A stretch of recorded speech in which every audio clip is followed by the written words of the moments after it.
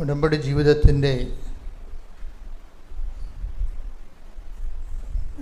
വ്യത്യസ്ത ജീവിതാനുഭവങ്ങളെയാണ് നമ്മൾ ഓരോ ദിവസവും സാക്ഷ്യങ്ങളിലൂടെ കേൾക്കുന്നത്. ഈ ആഴ്ചത്തെ കുറേ നല്ല സാക്ഷ്യങ്ങളുണ്ട്. അതിലൊരു സാക്ഷ്യം നിലമ്പൂരുന്ന രമ്യ വർഗീസിൻ്റെ സാക്ഷ്യമാണ്. ഉടമ്പടി എപ്പോഴും നമ്മൾ ശ്രദ്ധിക്കേണ്ട കാര്യമാണ്, ഉടമ്പടി ജീവിതം കറക്റ്റാണെങ്കിൽ നമുക്ക് രണ്ട് കാര്യങ്ങളാണ് ഉടമ്പടിയിൽ നമുക്കൊരു വ്യക്തിക്ക് ബെനിഫിറ്റായിട്ട് വരണത്. ആൾക്കാരെ സ്വാഭാവികമായിട്ട് അന്വേഷിക്കുന്നതും നമ്മൾക്ക് ആലപ്പുഴ വരെ വെളുപ്പിനെ എഴുന്നേറ്റ് പോയത് അവിടെ ചെന്നുകൊണ്ട് എന്താണ് ബെനിഫിറ്റ് എന്നാണ്. കാര്യം വെളുപ്പിനെ എഴുന്നേക്കുന്നത് നിസ്സാര കാര്യമല്ലേ ഈ മഴക്കാലത്ത്. അപ്പോൾ 2 മണിക്ക് 3 മണിക്കൊക്കെ എഴുന്നേറ്റ് വന്നവരുണ്ട്. അപ്പം അങ്ങനെ വരുമ്പോൾ ഇത്രയും ഈ ഉറക്കം നിന്ന് കഷ്ടപ്പെട്ട് ഇവിടെ വരുന്നതുകൊണ്ട് എന്താണ് ബെനിഫിറ്റ് എന്ന് സാധാരണഗതിയിൽ ഫസ്റ്റ് പ്രയോറിറ്റി ആൾക്കാർ ചിന്തിക്കുന്നത് അങ്ങനെയാണ്. എനിക്ക് പറയേണ്ട 2 ബെനിഫിറ്റുണ്ട്. ഒന്ന്, ബ്ലെസ്സിങ് സുനിശ്ചിതമാണ്, നമുക്കൊരു അംബിഗസ് ആയിട്ട് വരത്തില്ല. സംഭവിക്കാതിരിക്കാം, അങ്ങനെ വരത്തില്ല. എന്താ കാര്യത്തിൽ ഇത് ബൈലാറ്ററൽ എഗ്രിമെൻ്റ് ആണല്ലോ, അതാണ് എൻ്റെ പ്രത്യേകത. ഈ 2 സൈഡ് ലോക്ക് ചെയ്യണ പോലെയുള്ള വിഷയമാണ്. ദൈവത്തോട് നമ്മൾ പരിശുദ്ധ അമ്മയുടെ മധ്യസ്ഥതയിലാണ് ഉടമ്പടി ചെയ്യുന്നത്. അപ്പോൾ കൃപാസനത്തിൽ ഉടമ്പടി ചെയ്യുമ്പോൾ ഉണ്ടാകുന്നൊരു വിഷയം അതുകൂടി നിങ്ങൾ അറിയണം, നല്ലതാണ്. ഒരു മനുഷ്യൻ, ഞാൻ ചില സ്ഥലത്ത് ഓർക്കും മലയാളികളായ നമ്മൾ എന്തൊരു ഭാഗ്യവാന്മാരാണെന്ന്. കാര്യം ഈ മലയാള സഭയിലാണല്ലോ ഈ വെളിപ്പാട് വന്ന ഉടമ്പടിയുടെ. ഞാൻ ഓസ്ട്രേലിയയിൽ ധ്യാനിപ്പിക്കാൻ പോയപ്പോൾ അവിടെ ഒരു 8 വൈറ്റായിട്ടുള്ള ആൾക്കാർ വന്നു. അവർ കുറച്ച് ദിവസങ്ങൾ അവിടെ ആ ധ്യാനത്തിൽ പങ്കെടുത്ത്. പക്ഷേ നമ്മളൊരു മലയാളം ധ്യാനം കൂടുന്ന പോലെ അവർക്ക് അത്രയ്ക്ക് ലളിതമായി അഭിഷേകമായിട്ട് കിട്ടാൻ ഭാഷയുടെ പരിമിതികളുണ്ട്.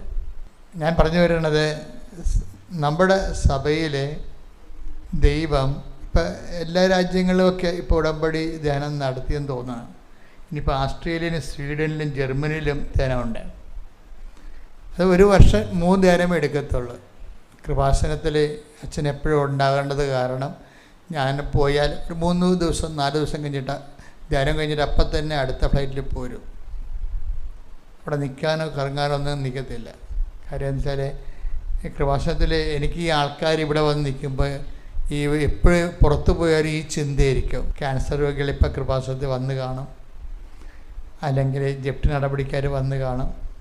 അപ്പോൾ അത് ആ ചിന്ത ഉള്ളത് കാരണം ഉടനെ പോരും. അപ്പം എന്താ വിഷയം എന്ന് പറഞ്ഞത്, മാതാവ് പ്രത്യക്ഷപ്പെട്ട ഇടത്ത് നിന്ന് വേറെ ഒരിടത്തും പോകുന്നത് പ്രത്യേകിച്ച് മാതാവിന് എന്തുമാത്രം പ്രചോദനം ഉണ്ടാകുമെന്ന് അറിയത്തില്ല.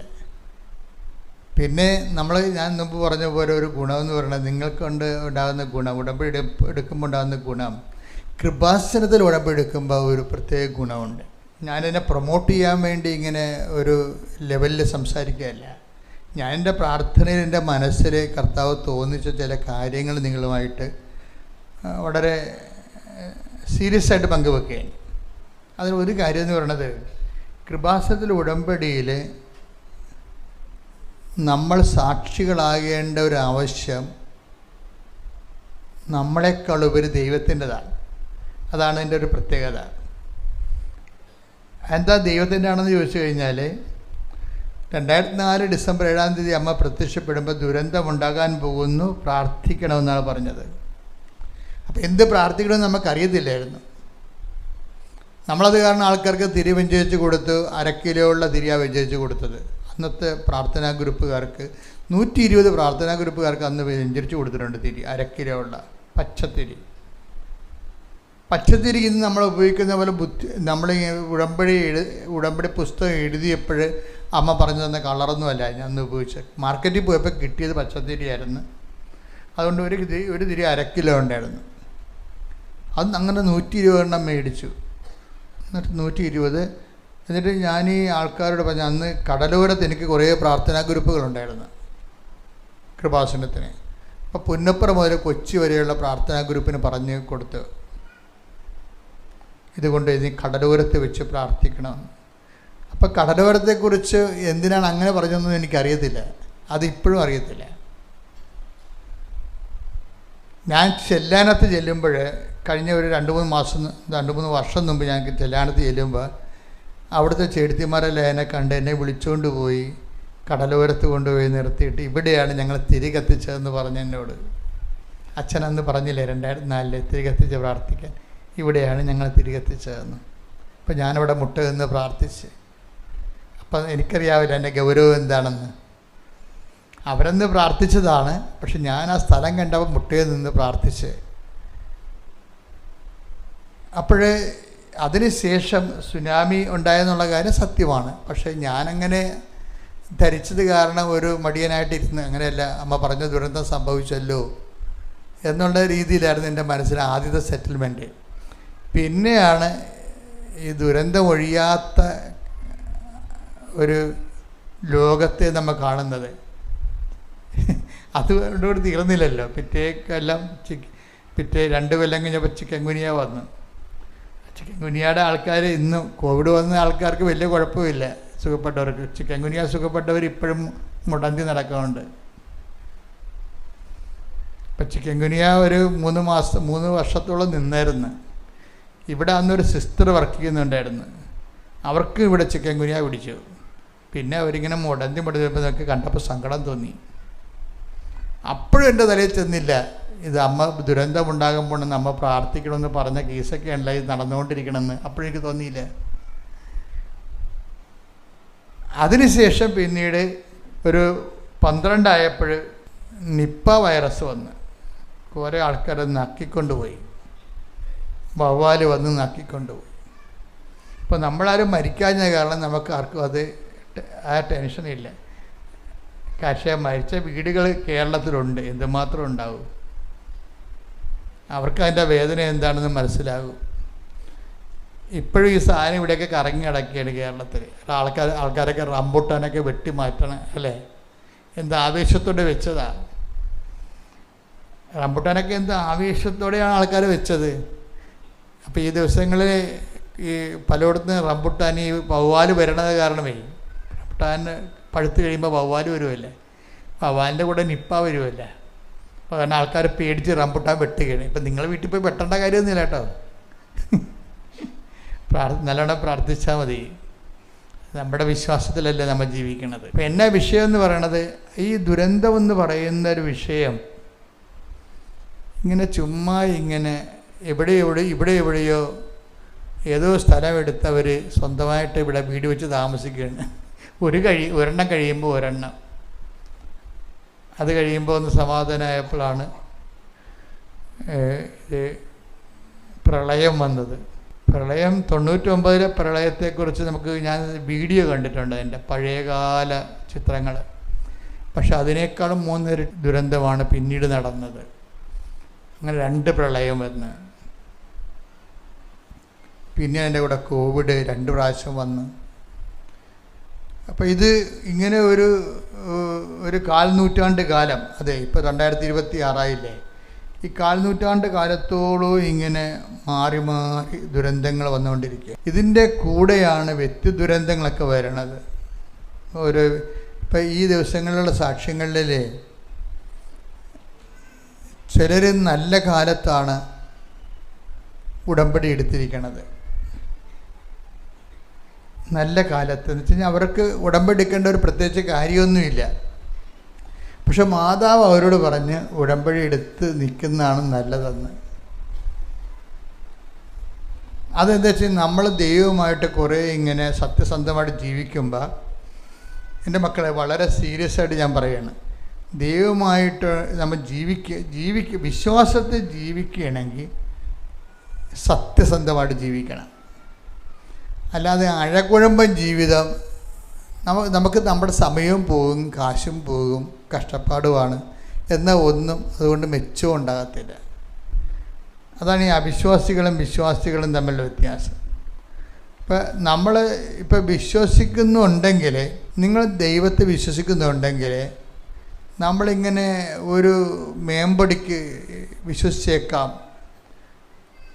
എന്നിട്ട് നമ്മൾ വിശ്വാസത്തെ നമ്മൾ ആചാരവുമായിട്ട് കണക്ട് ചെയ്ത് കളയും. നമ്മുടെ ഏറ്റവും ഒരു പരാജയം എനിക്ക് മനസ്സിലായത്, വിശ്വാസമുണ്ട്, പക്ഷേ വിശ്വാസത്തെ എന്തു ചെയ്യും? ആൾക്കാർ ആചാരവുമായിട്ട് കണക്ട് ചെയ്യും.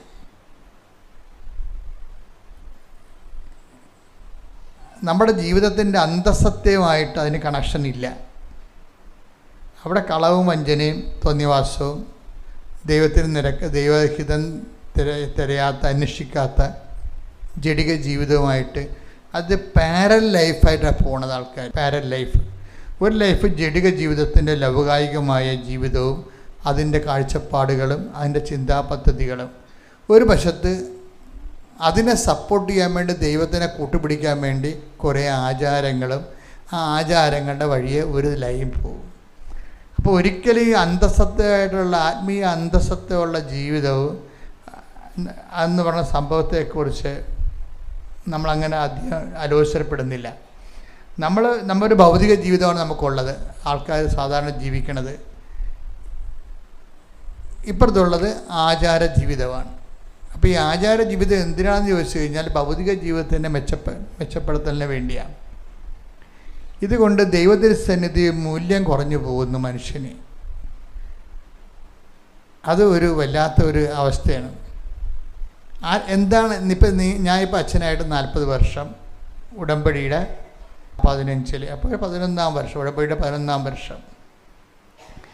ഈ ഉടമ്പടിയുടെ 11-ാം വർഷവും സുവിശേഷ വേലയുടെ 40-ാം വർഷവും പൂർത്തിയാക്കിയിട്ട് ഞാനങ്ങനെ നിൽക്കുമ്പോൾ എൻ്റെ മനസ്സിൽ വരുന്ന ഏറ്റവും വലിയൊരു വിഷയം, ഈ മനുഷ്യന്മാർക്കുള്ളതെന്ന് പറയുന്നത് ഒരു ലോക ജഡിക ജീവിതമാണ്. ആൾക്കാർ പിന്നെ ചെയ്യണമെന്ന് പറയണത്, ഈ ജഡിക ജീവിതത്തിൽ നമ്മുടെ ചില പരാജയങ്ങൾ വരുമ്പോൾ ആചാര ജീവിതം അതിൻ്റെ അകത്ത് ഒരു സപ്പോർട്ടിന് വേണ്ടി എടുക്കും. ഒരു സപ്പോർട്ടാണ് ഉദ്ദേശിക്കുന്നത്. ആചാര ജീവിതം കൊണ്ട് ആത്മീയത എന്ന് പറയുന്നത് ഇവിടെ മലയാളികൾക്ക് ആചാരമാണ്. ആത്മീയത എന്ന് പറയുന്ന സംഭവം ഇല്ല നമുക്ക്. അതിന് പകരം ഒരു ആചാരങ്ങളുടെ എന്തോ ആകത്തുകയാണ് കേട്ടാണ് ആത്മീയതയായിട്ട് നമ്മൾ കൊണ്ടു നടക്കുന്നത്. അപ്പോൾ ഇങ്ങനെ വരുമ്പോൾ എന്താ വിഷയം എന്ന് പറയുമ്പോൾ, എന്താണ് കുഴപ്പമെന്ന് നിങ്ങൾ എന്നോട് ചോദിച്ചാൽ ഞാൻ പറയും, ദൈവതിരുസന്നിധിയിൽ മൂല്യം കുറഞ്ഞു പോകും. അതാണ് വിഷയം. കാരണം ദൈവം ജീവിതത്തിൽ കക്ഷിയല്ല. ദൈവം ജീവിതത്തിൽ ഡയറക്റ്റ് നമ്മുടെ ജീവിതത്തിൽ ഡയറക്റ്റ് കക്ഷിയല്ല. നമ്മളത് അനുവദിക്കത്തുമില്ല. പണ്ട് ലെഗ്യോൻ വന്നപ്പോൾ, കർത്താവ് അടുത്ത് വന്നപ്പോൾ ലെഗ്യോൻ ചോദിച്ചില്ലേ? എന്താ ചോദിച്ചത്? നിനക്ക് എന്താണ് എൻ്റെ കാര്യത്തിൽ നീ എന്തിന് ഇടപെടുന്നു? അത് നിസ്സാര ചോദ്യമല്ല, വലിയ ഗുരുതരമായൊരു ചോദ്യമാണ്. Take the word of God. ശ്രുതിക്കട്ടെ. Hallelujah, hallelujah, hallelujah, hallelujah, hallelujah. യേശുവേ നന്ദി. Hallelujah, hallelujah, hallelujah, hallelujah, hallelujah, hallelujah. യേശുവേ ആരാധന, ആരാധന, ആരാധന, ആരാധന.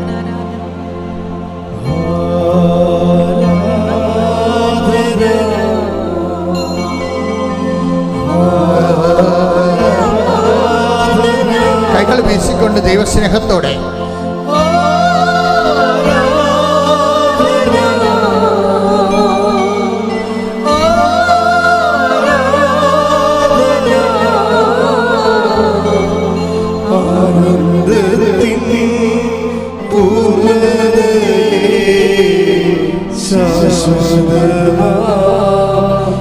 സന്തോഷമേ ആനന്ദത്തിൻ പൂർണ്ണതയേ ശാശ്വത സന്തോഷമേ. ആരാധന,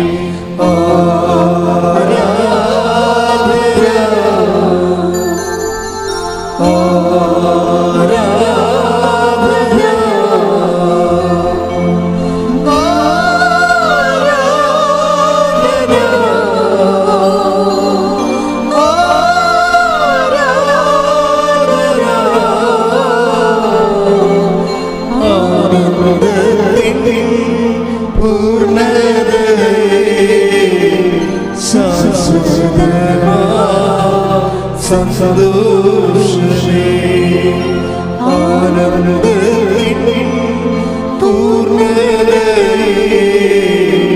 സന്തോഷമേ.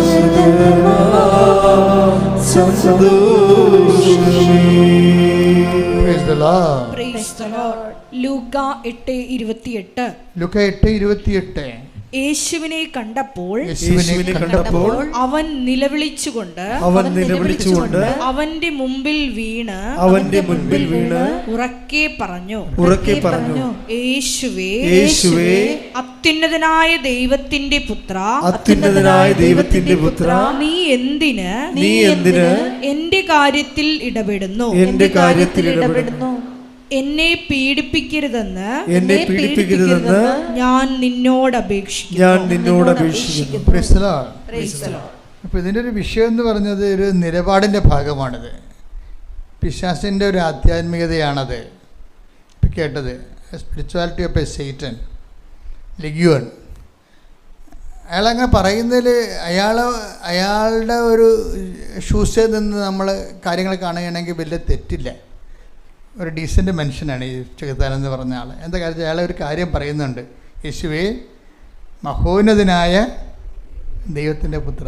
അത് കണ്ട അവിടെ നിന്ന് ദൈവത്തിൻ്റെ മഹത്വത്തിലൊന്നും പുള്ളി പാര വെക്കുന്നൊന്നുമില്ല. അത് പുള്ളിക്ക് അറിയാവുന്ന കാര്യമാണ്. അത് ഇടയ്ക്കൊക്കെ പിശാച് പറയും, നീ ആരാണെന്ന് എനിക്കറിയാം, ദൈവത്തിൻ്റെ പരിശുദ്ധനെന്നൊക്കെ പറയുന്നില്ലേ. ഈ നോസ് ആളിന് ആ കാര്യങ്ങളറിയാം. പക്ഷേ ഇവിടെ പ്രോബ്ലം എന്ന് വെച്ച് കഴിഞ്ഞാൽ ജീവിതത്തിൽ ദൈവത്തെ കൂട്ടാൻ പിശാചിന് പറ്റത്തില്ല. അതുകൊണ്ടാണ് ചോദിക്കണത്, why should you disturb me? എന്നെ എൻ്റെ വഴിക്ക് വിട്ടേക്കാൻ പാടില്ലേ? അയാൾ വളരെ മാന്യനായൊരു മനുഷ്യനാണ്. എന്നുവെച്ചാൽ എൻ്റെ വഴിക്ക് വിട്ടേക്കാൻ പാടില്ല എന്നാണ്. ഇത് പൊതുവേ മനുഷ്യരുടെ ആധ്യാത്മികതയുടെ ഒരു അലകം പിടിയും ആകുന്നുണ്ട്. വെച്ചാൽ നമ്മളുടെ കുത്തിത്തിരിപ്പുകളും കുന്നായ്മകളും അതുപോലെ തന്നെ കള്ള കച്ചവടങ്ങളും അതുപോലെ തന്നെ ഉള്ള പലതരത്തിലുള്ള രഹസ്യ ജീവിതങ്ങളെല്ലാം കൂടി അത് ആ വഴി അങ്ങനെ പോകും. അവിടെ എന്നെ ഡിസ്റ്റർബ് ചെയ്യരുത്. ഞാനൊരു കുറച്ച് കംഫർട്ടാകുന്നൊരു മേഖലയാണത്. അതുകൊണ്ട് നീ മഹോന്നതനാണ്, ദൈവത്തിൻ്റെ പുത്രനാണ്, സ്തുതി വേണം, ബഹുമാനം വേണം, ആരാധന വേണം, എന്നാ സംഭവം തരണം, എനിക്കൊരു പ്രശ്നവും ഇല്ല. എൻ്റെ കംഫർട്ട് സോണിൽ എന്നെ ഡിസ്റ്റർബ് ചെയ്യരുത്. അതൊരു ഭയങ്കര സീരിയസ് ആയിട്ടുള്ള പിശാചിൻ്റെ ഒരു നിർദ്ദേശമാണ്. എൻ്റെ കംഫർട്ട് സോണിൽ എന്നെ ഡിസ്റ്റർബ് ചെയ്യരുത്. ഞാനൊരു സുരക്ഷിത മേഖലയിൽ അവിടെ എന്നെ ഉപദ്രവിക്കരുത്. ഞാൻ എൻ്റെ ജീവിതമായിട്ട് മുന്നോട്ട് പോയിക്കോട്ടെ എന്ന് പറയണം. ഇത് പിശാചിനും അല്ലെങ്കിൽ മനുഷ്യന്മാർക്കും ചില സമയത്ത് ഇതൊരു നിലപാട് ദൈവത്തോടുണ്ടാവും. ദൈവത്തോട് നിലപാടുണ്ടാവും. അപ്പോൾ ഈ ഉടമ്പടിയുടെ വഴിക്കേ പോകും. പക്ഷേ നമ്മൾ ചിലപ്പോൾ അനിയൻ്റെ സ്വത്ത ചേട്ടൻ്റെ സ്വത്ത നമ്മുടെ വീടിൻ്റെ മുറ്റത്തുണ്ടെങ്കിൽ അത് എടുക്കത്തുമില്ല, നമ്മൾ വിൽക്കാൻ അനുവദിക്കത്തുമില്ല. അതാണ് വിഷയം. അവന് അത് വിറ്റിട്ട് ചിലപ്പോൾ വീട് മേടിക്കുകയോ അല്ലെങ്കിൽ മക്കളെ പഠിപ്പിക്കുകയോ എന്തെങ്കിലും വേണ്ടി വരും. നമ്മുടെ അപ്പൻ ഉടമ്പടി ചെയ്തപ്പോൾ നമ്മുടെ വേലിടകത്താണ് അവൻ്റെ വസ്തു കിടക്കുന്നത്. അത് നമ്മൾ മാന്യമായ വിലക്ക് എടുക്കത്തുമില്ല, അത് കൊടുക്കാൻ അനുവദിക്കത്തുമില്ല. ഉടമ്പടി വഴിക്ക് പോവുകയും ചെയ്തുകൊണ്ടിരിക്കും. ഇതാണ് കംഫർട്ട് സോണെന്ന് ഞാൻ പറയും. ഇപ്പോൾ മനസ്സിലായില്ല നിങ്ങൾക്ക്? ഇതാണ് കംഫർട്ട് സോണെന്ന് പറയണത്. ദൈവം ഇടപെടേണ്ട മേഖലയിൽ ദൈവത്തിന് ഇടപെടുത്തത്തില്ല. പിന്നെ അങ്ങനെ വന്ന് പ്രാർത്ഥിച്ച് കാര്യങ്ങളൊക്കെ കേട്ട് കുറച്ച് കാര്യങ്ങൾ എഴുതിയിട്ട് അത് ഉടമ്പടിയുടെ വഴിക്ക് പോകും. ഇതുകൊണ്ടാണ് ഇതിൻ്റെ വരുന്ന വിഷയം പറയുന്നത്. ഇത് ഒന്നാമത്തെ ഉടമ്പടി നമ്മൾക്ക് ഇങ്ങനെ ഒരു വെസ്റ്റഡ് ഇൻട്രസ്റ്റ് ഉള്ള കാരണം നിങ്ങളൊരു കോമ്പറ്റൻ്റ് പാർട്ട്ണർ ആകത്തില്ല ഒരിക്കലും. നിങ്ങൾക്കിങ്ങനെ ദൈവത്തിന് നിരക്കാത്ത കുറച്ച് ചിന്താഗതികൾ മനസ്സിലുള്ളത് കാരണം, ആ വഴിക്ക് നിങ്ങൾ ജീവിക്കുന്ന കാരണം നിങ്ങൾക്ക് ഉടമ്പടി ചെയ്യാൻ വോട്ട് ചെയ്യുന്നില്ല. ആൾക്കാർ പോയി വോട്ട് ചെയ്യുന്നുണ്ട്. വോട്ട് ചെയ്താലും ചില വോട്ടുകൾ അസാധുവാകുന്നുണ്ട്. നിങ്ങളെ വീട്ടിൽ നിന്ന് ഇറങ്ങുന്നുണ്ട്. അല്ലേ? അത് കറക്റ്റാണ്. നിങ്ങളുടെ കയ്യിൽ വോട്ട് ചെയ്യാനുള്ള അധികാരമുണ്ട്, അർഹതയുണ്ട്, അതിൻ്റെ കാർഡുണ്ട്, അത് കാണിക്കുന്നുണ്ട്, കമ്പ്യൂട്ടർ അക്സെപ്റ്റ് ചെയ്യുന്നുണ്ട്, നിങ്ങൾക്ക് ബാലറ്റ് പേപ്പർ തരുന്നുണ്ട്, നിങ്ങളിവിടെ കൊണ്ടുവന്ന് വോട്ട് ചെയ്യുന്നുണ്ട്. പക്ഷേ എന്തോ കാര്യങ്ങൾ ഈ സാരം അസാധുവായിപ്പോയി. ഇതുപോലെ ഉടമ്പടികൾ, അസാധു ഉടമ്പടികളുണ്ട് ഒത്തിരി. അതെപ്പോഴും നമ്മൾ നോക്കണം. ഞാൻ ഒന്ന് പുതുക്കി എന്ന് പറഞ്ഞാൽ അതൊരു യാന്ത്രികമായ ഒരു ഏർപ്പാടാണ്. ചിലർക്ക് പുതുക്കണ ഒരു യാന്ത്രികമായ ഏർപ്പാട്. ഇവിടെ ആലപ്പുഴ വരിക, പത്രം കൊണ്ട് കുറച്ച് ഗ്ലാസ് കയറ്റിക്കുക, ആ പത്രം കൊണ്ട് കാണിക്കുക, ഒപ്പിട്ട് മേടിക്കുക, സന്തോഷമായിട്ട് പോവുക. അപ്പം ഞാനൊരു 3 പുതുക്കൽ കഴിയുമ്പോൾ ഞാൻ ചോദിക്കും, സാക്ഷിയൊന്നും ആയില്ലേ? അപ്പോൾ അവർ വളരെ കൂളായിട്ട് ഒന്നും ആയില്ല അച്ഛാന്ന് പറയാം. ആകാൻ സാധ്യതയില്ല, വണ്ടി വിട്ടേക്കാൻ പറയും. ആകാൻ സാധ്യതയില്ല. കാര്യം എന്താ കാര്യം? എന്നോട് അമ്മ ആദ്യമേ പറഞ്ഞത് എന്താണ്? ഉടമ്പടി ഉടനടി പരിഹാരം എന്നാണ് പറഞ്ഞത്. അങ്ങനെ ആയിരങ്ങൾക്ക് അമ്മ ഉടനടി പരിഹാരം കൊടുക്കുന്നുണ്ട്. പിന്നെ നിനക്കെന്തുകൊണ്ടാണ് 3 പുതുക്കിയിട്ട് ഉടമ്പടി ശരിയാകാത്തത്? അപ്പം നീ അത് ശരിയാക്കാഞ്ഞിട്ടാണ്, വേറെ പ്രശ്നമൊന്നുമില്ല. നീ അത് ശരിയാക്കാഞ്ഞിട്ടാണ്. ഒരു കാര്യം എൻ്റെ സഹോദരൻ, കുറേ ആൾക്കാർ നല്ല തടവറയിലാണ്. അവർക്ക് ദൈവം നേരിട്ട് വന്നാലേ അവർ രക്ഷപ്പെടത്തുള്ളൂ. എന്താ കാര്യം വെച്ചാൽ, നിങ്ങൾ ഈ ഉടമ്പടി എടുത്തിട്ടും, ഒന്നാമത് ബൈബിളിൻ്റെ രീതി നിങ്ങൾക്ക് അറിയാവില്ല. ഇത് ശത്രുവിനെ ഒരിക്കലും ശത്രുവായിട്ട് നിലനിർത്തിയാൽ ബൈബിള് ആ വഴിക്ക് പിന്നെ വരത്തില്ല. അതാണ് വിഷയം. നിങ്ങൾക്ക് 3 ഉടമ്പടി പുതുക്കിയിട്ട് നിങ്ങൾക്ക് ശത്രു ഉണ്ടെന്നുണ്ടെങ്കിൽ നിങ്ങൾക്ക് ഉടമ്പടിക്കല്ല ഒന്നിനും നിങ്ങളെ കൊള്ളത്തില്ലെന്ന് എൻ്റെ അർത്ഥം. ഉടമ്പടിക്ക് മാത്രമല്ല, ദൈവമായിട്ടുള്ള ഒരു പരിപാടിക്കും നിങ്ങളെ കൊള്ളത്തില്ലെന്ന് എൻ്റെ അർത്ഥം. 3 ഉടമ്പടി നിങ്ങൾ പുതുക്കിയിട്ടും നിങ്ങൾ സംസാരിക്കാത്തതും നിങ്ങൾ സഹകരിക്കാത്തതുമായിട്ടുള്ള ആൾക്കാരുണ്ടെങ്കിൽ ഉടമ്പടിക്ക് മാത്രമല്ല, ദൈവമായിട്ടുള്ള ഒരു ഏർപ്പാടിനും യു ആർ നോട്ട് ഫിറ്റ്. നിങ്ങൾ ഫിറ്റല്ല. പ്രാർത്ഥിക്കുക. കർത്താവായ ദൈവമേ, സത്യസന്ധമായി അങ്ങയോട് ഉടമ്പടി ചെയ്ത് ജീവിക്കുവാൻ എന്റെ പരാധീനതകളെ പരിഹരിച്ചുകൊണ്ട് കർത്താവേ, നിന്റെ സ്നേഹത്തിന്റെ സാക്ഷിയാകാൻ എന്നെ അഭിഷേകം ചെയ്യണം.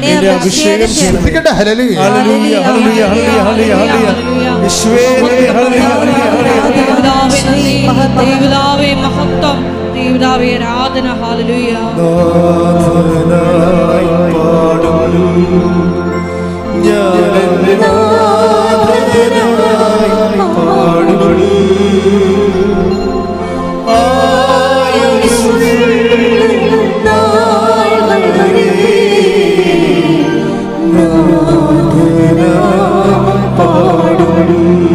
ഒരുമിച്ച് പാടുക എല്ലാവരും.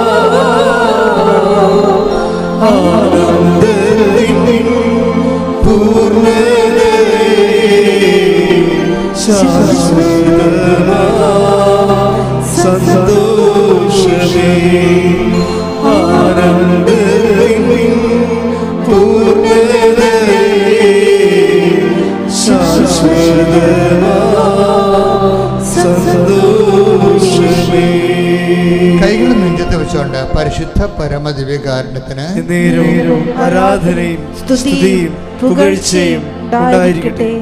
ഹൃദയ സന്തോഷത്തോടെ പരിശുദ്ധ പരമദിവ്യകാരുണ്യത്തിന് ആരാധനയും സ്തുതിയും പുകഴ്ചയും ഉണ്ടായിരിക്കട്ടെ. കാരുണ്യത്തോടുള്ള ഭക്തിയോടെ പരിശുദ്ധ പരമദിവ്യകാരുണ്യത്തിന് ആരാധനയും സ്തുതിയും പുകഴ്ചയും. ഒരുമിച്ച് പാടുക. ആനന്ദത്തിൻ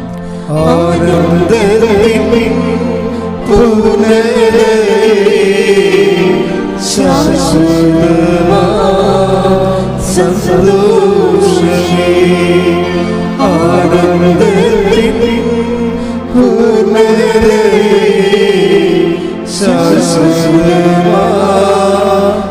സന്തോഷമേ. ആരാധന.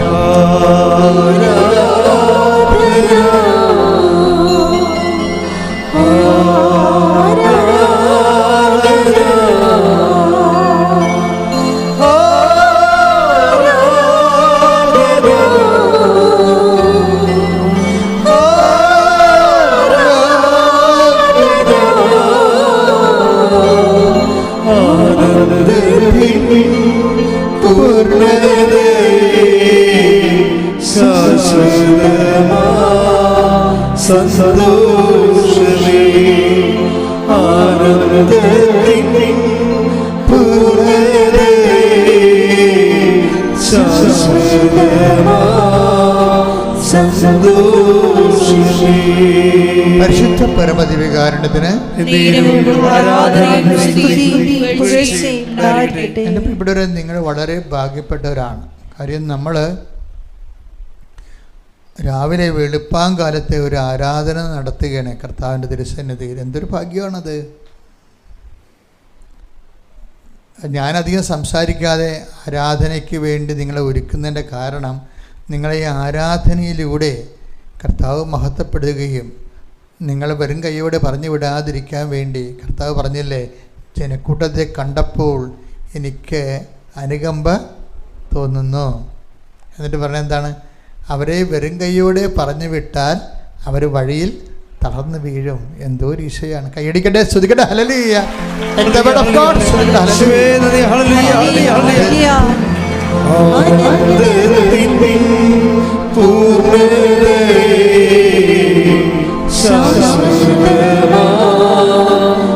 സന്തോഷമേ ആനന്ദത്തിൻ പൂർണ്ണതേ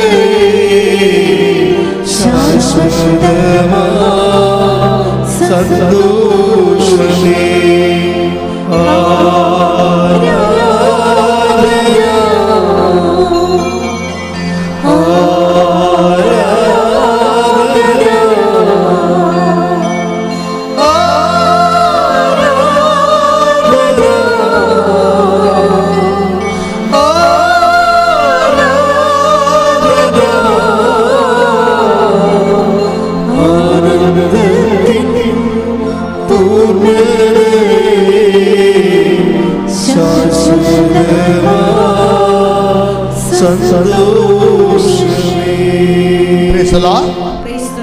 മത്തായി 15:32. മത്തായി 15:32. യേശു ശിഷ്യന്മാരെ വിളിച്ചു പറഞ്ഞു, ഈ ജനക്കൂട്ടത്തോട് എനിക്ക് അനുകമ്പ തോന്നുന്നു. 3 ദിവസമായി അവർ എന്നോട് കൂടെയാണ്. അവർക്ക് ഭക്ഷിക്കാൻ യാതൊന്നുമില്ല. വഴിയിൽ അവർ തളർന്നു വീഴാനിടയുള്ളതിനാൽ ആഹാരം നൽകാതെ അവരെ പറഞ്ഞയക്കാൻ എനിക്ക് മനസ്സ് വരുന്നില്ല. ഇതാണ് ഈശോയുടെ ഒരു മനസ്സ്. ഈ ഈശോയുടെ മനസ്സ് നമ്മൾ പരമാവധി ടാപ്പ് ചെയ്യണമെന്ന് അച്ഛൻ്റെ അഭിപ്രായം. ഈശോ എന്താ ഇങ്ങനൊരു മനസ്സ് ഇപ്പോൾ ഈശോ പ്രകടിപ്പിക്കാൻ കാരണം എന്താണ്? അവർ 3 ദിവസമായി എന്നോട് കൂടെയായിരുന്നിട്ട്, അതാണ് വിഷയം. ഇവിടെയാണ് നമ്മൾ ശ്രദ്ധിക്കേണ്ട വിഷയം. ഇത് പോയിൻ്റ് അതാണ്. നമ്മൾ ഉടമ്പടി എടുത്താലും കർത്താവിൻ്റെ കൂടെയാണോ എന്നുള്ളത് എപ്പോഴും നമുക്ക് തന്നെ ഒരു സംശയമാകും. നിങ്ങൾക്ക് സംശയമില്ലെന്ന് വിചാരിച്ചോ, ഞാൻ കർത്താവിൻ്റെ കൂടെയാണോ എന്നുള്ള കാര്യത്തിൽ നിങ്ങൾക്ക് സംശയമില്ലാത്തൊരു സമയം വന്നാൽ നിങ്ങൾ വന്ന് എന്നെ അറിയിക്കണമെന്ന് ഞാൻ പറയുന്നു. കാര്യം എന്താ? നിങ്ങൾ അഭിഷേകത്തിലാണ്. നിങ്ങൾക്ക് കർത്താവിൻ്റെ കൂടെയാണെന്ന് നിങ്ങളുടെ ഹൃദയം നിങ്ങളോട് വഞ്ചിക്കാതെ പറഞ്ഞാൽ, യു ആർ വിത്ത് ജീസസ് എന്ന് പറഞ്ഞാൽ, അതാണ് അഭിഷേകത്തിൻ്റെ ഒരു ടൈം എന്ന് പറയണത്. ഒന്ന് പ്രാർത്ഥിച്ച കർത്താവ് ദൈവമേ, അങ്ങയോട് കൂടെയായിരിക്കുവാൻ വാക്കിലും പ്രവൃത്തിയിലും ജീവിതത്തിലും അങ്ങയോട് കൂടിയായിരിക്കുവാൻ എന്നെ അനുഗ്രഹിക്കണമേ. അമ്മേ പരിശുദ്ധമ്മേ, കൃപാസനത്താറേ, ജീവനോടെ പ്രത്യക്ഷപ്പെട്ട ദേവമാതാവേ, ഈശോയുടെ കൂടെയായിരിക്കുവാൻ ഉടമ്പടിയിലൂടെ എന്നെ സഹായിക്കണമേ. ഹല്ലേലൂയ. യേശുവേ സ്തോത്രം, യേശുവേ നന്ദി, യേശുവേ ആരാധന. ഇതുപോലെ തന്നെ ഒരു വാക്കാണ് ഇതിൻ്റെ അകത്ത് വരണത്. ഇപ്പോൾ ഉടമ്പടി എടുക്കുമ്പോഴും നമ്മളെപ്പോഴും ഒരു ആത്മശോധന കൂടി പോകണം. എന്താണ്? ഞാൻ കർത്താവിൻ്റെ കൂടെയാണോ?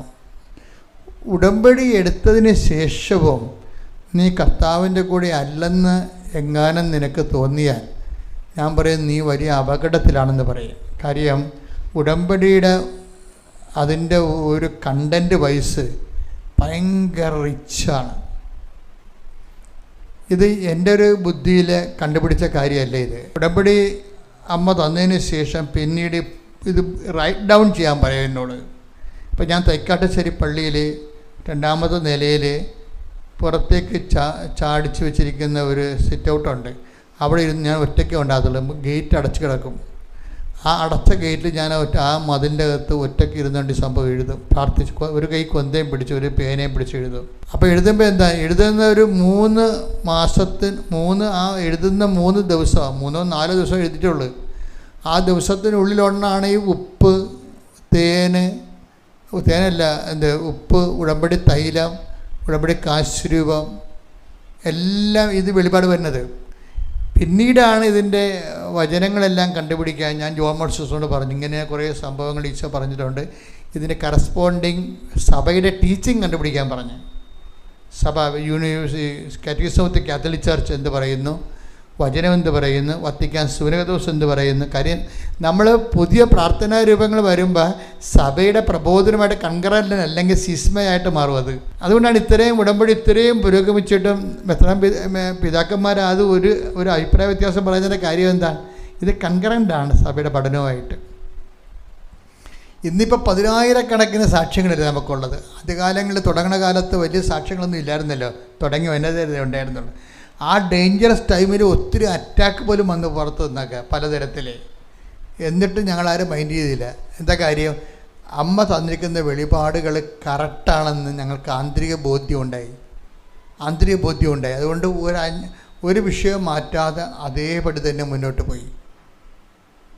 പക്ഷേ എന്താ വിഷയമെന്ന് പറയണത്? എൻ്റെ സഹോദരൻ ശ്രദ്ധിക്കേണ്ട ഒരു വിഷയം, ഉടമ്പടി എടുത്തിട്ടും നമുക്കൊരാളിന് കർത്താവിൻ്റെ കൂടെ ആകാൻ പറ്റുന്നില്ലെങ്കിൽ അയാളൊരു ഡേഞ്ചറസ് പേഴ്സണാണ്, ഒരു ക്രിമിനലാണെന്ന് ഞാൻ പറയും.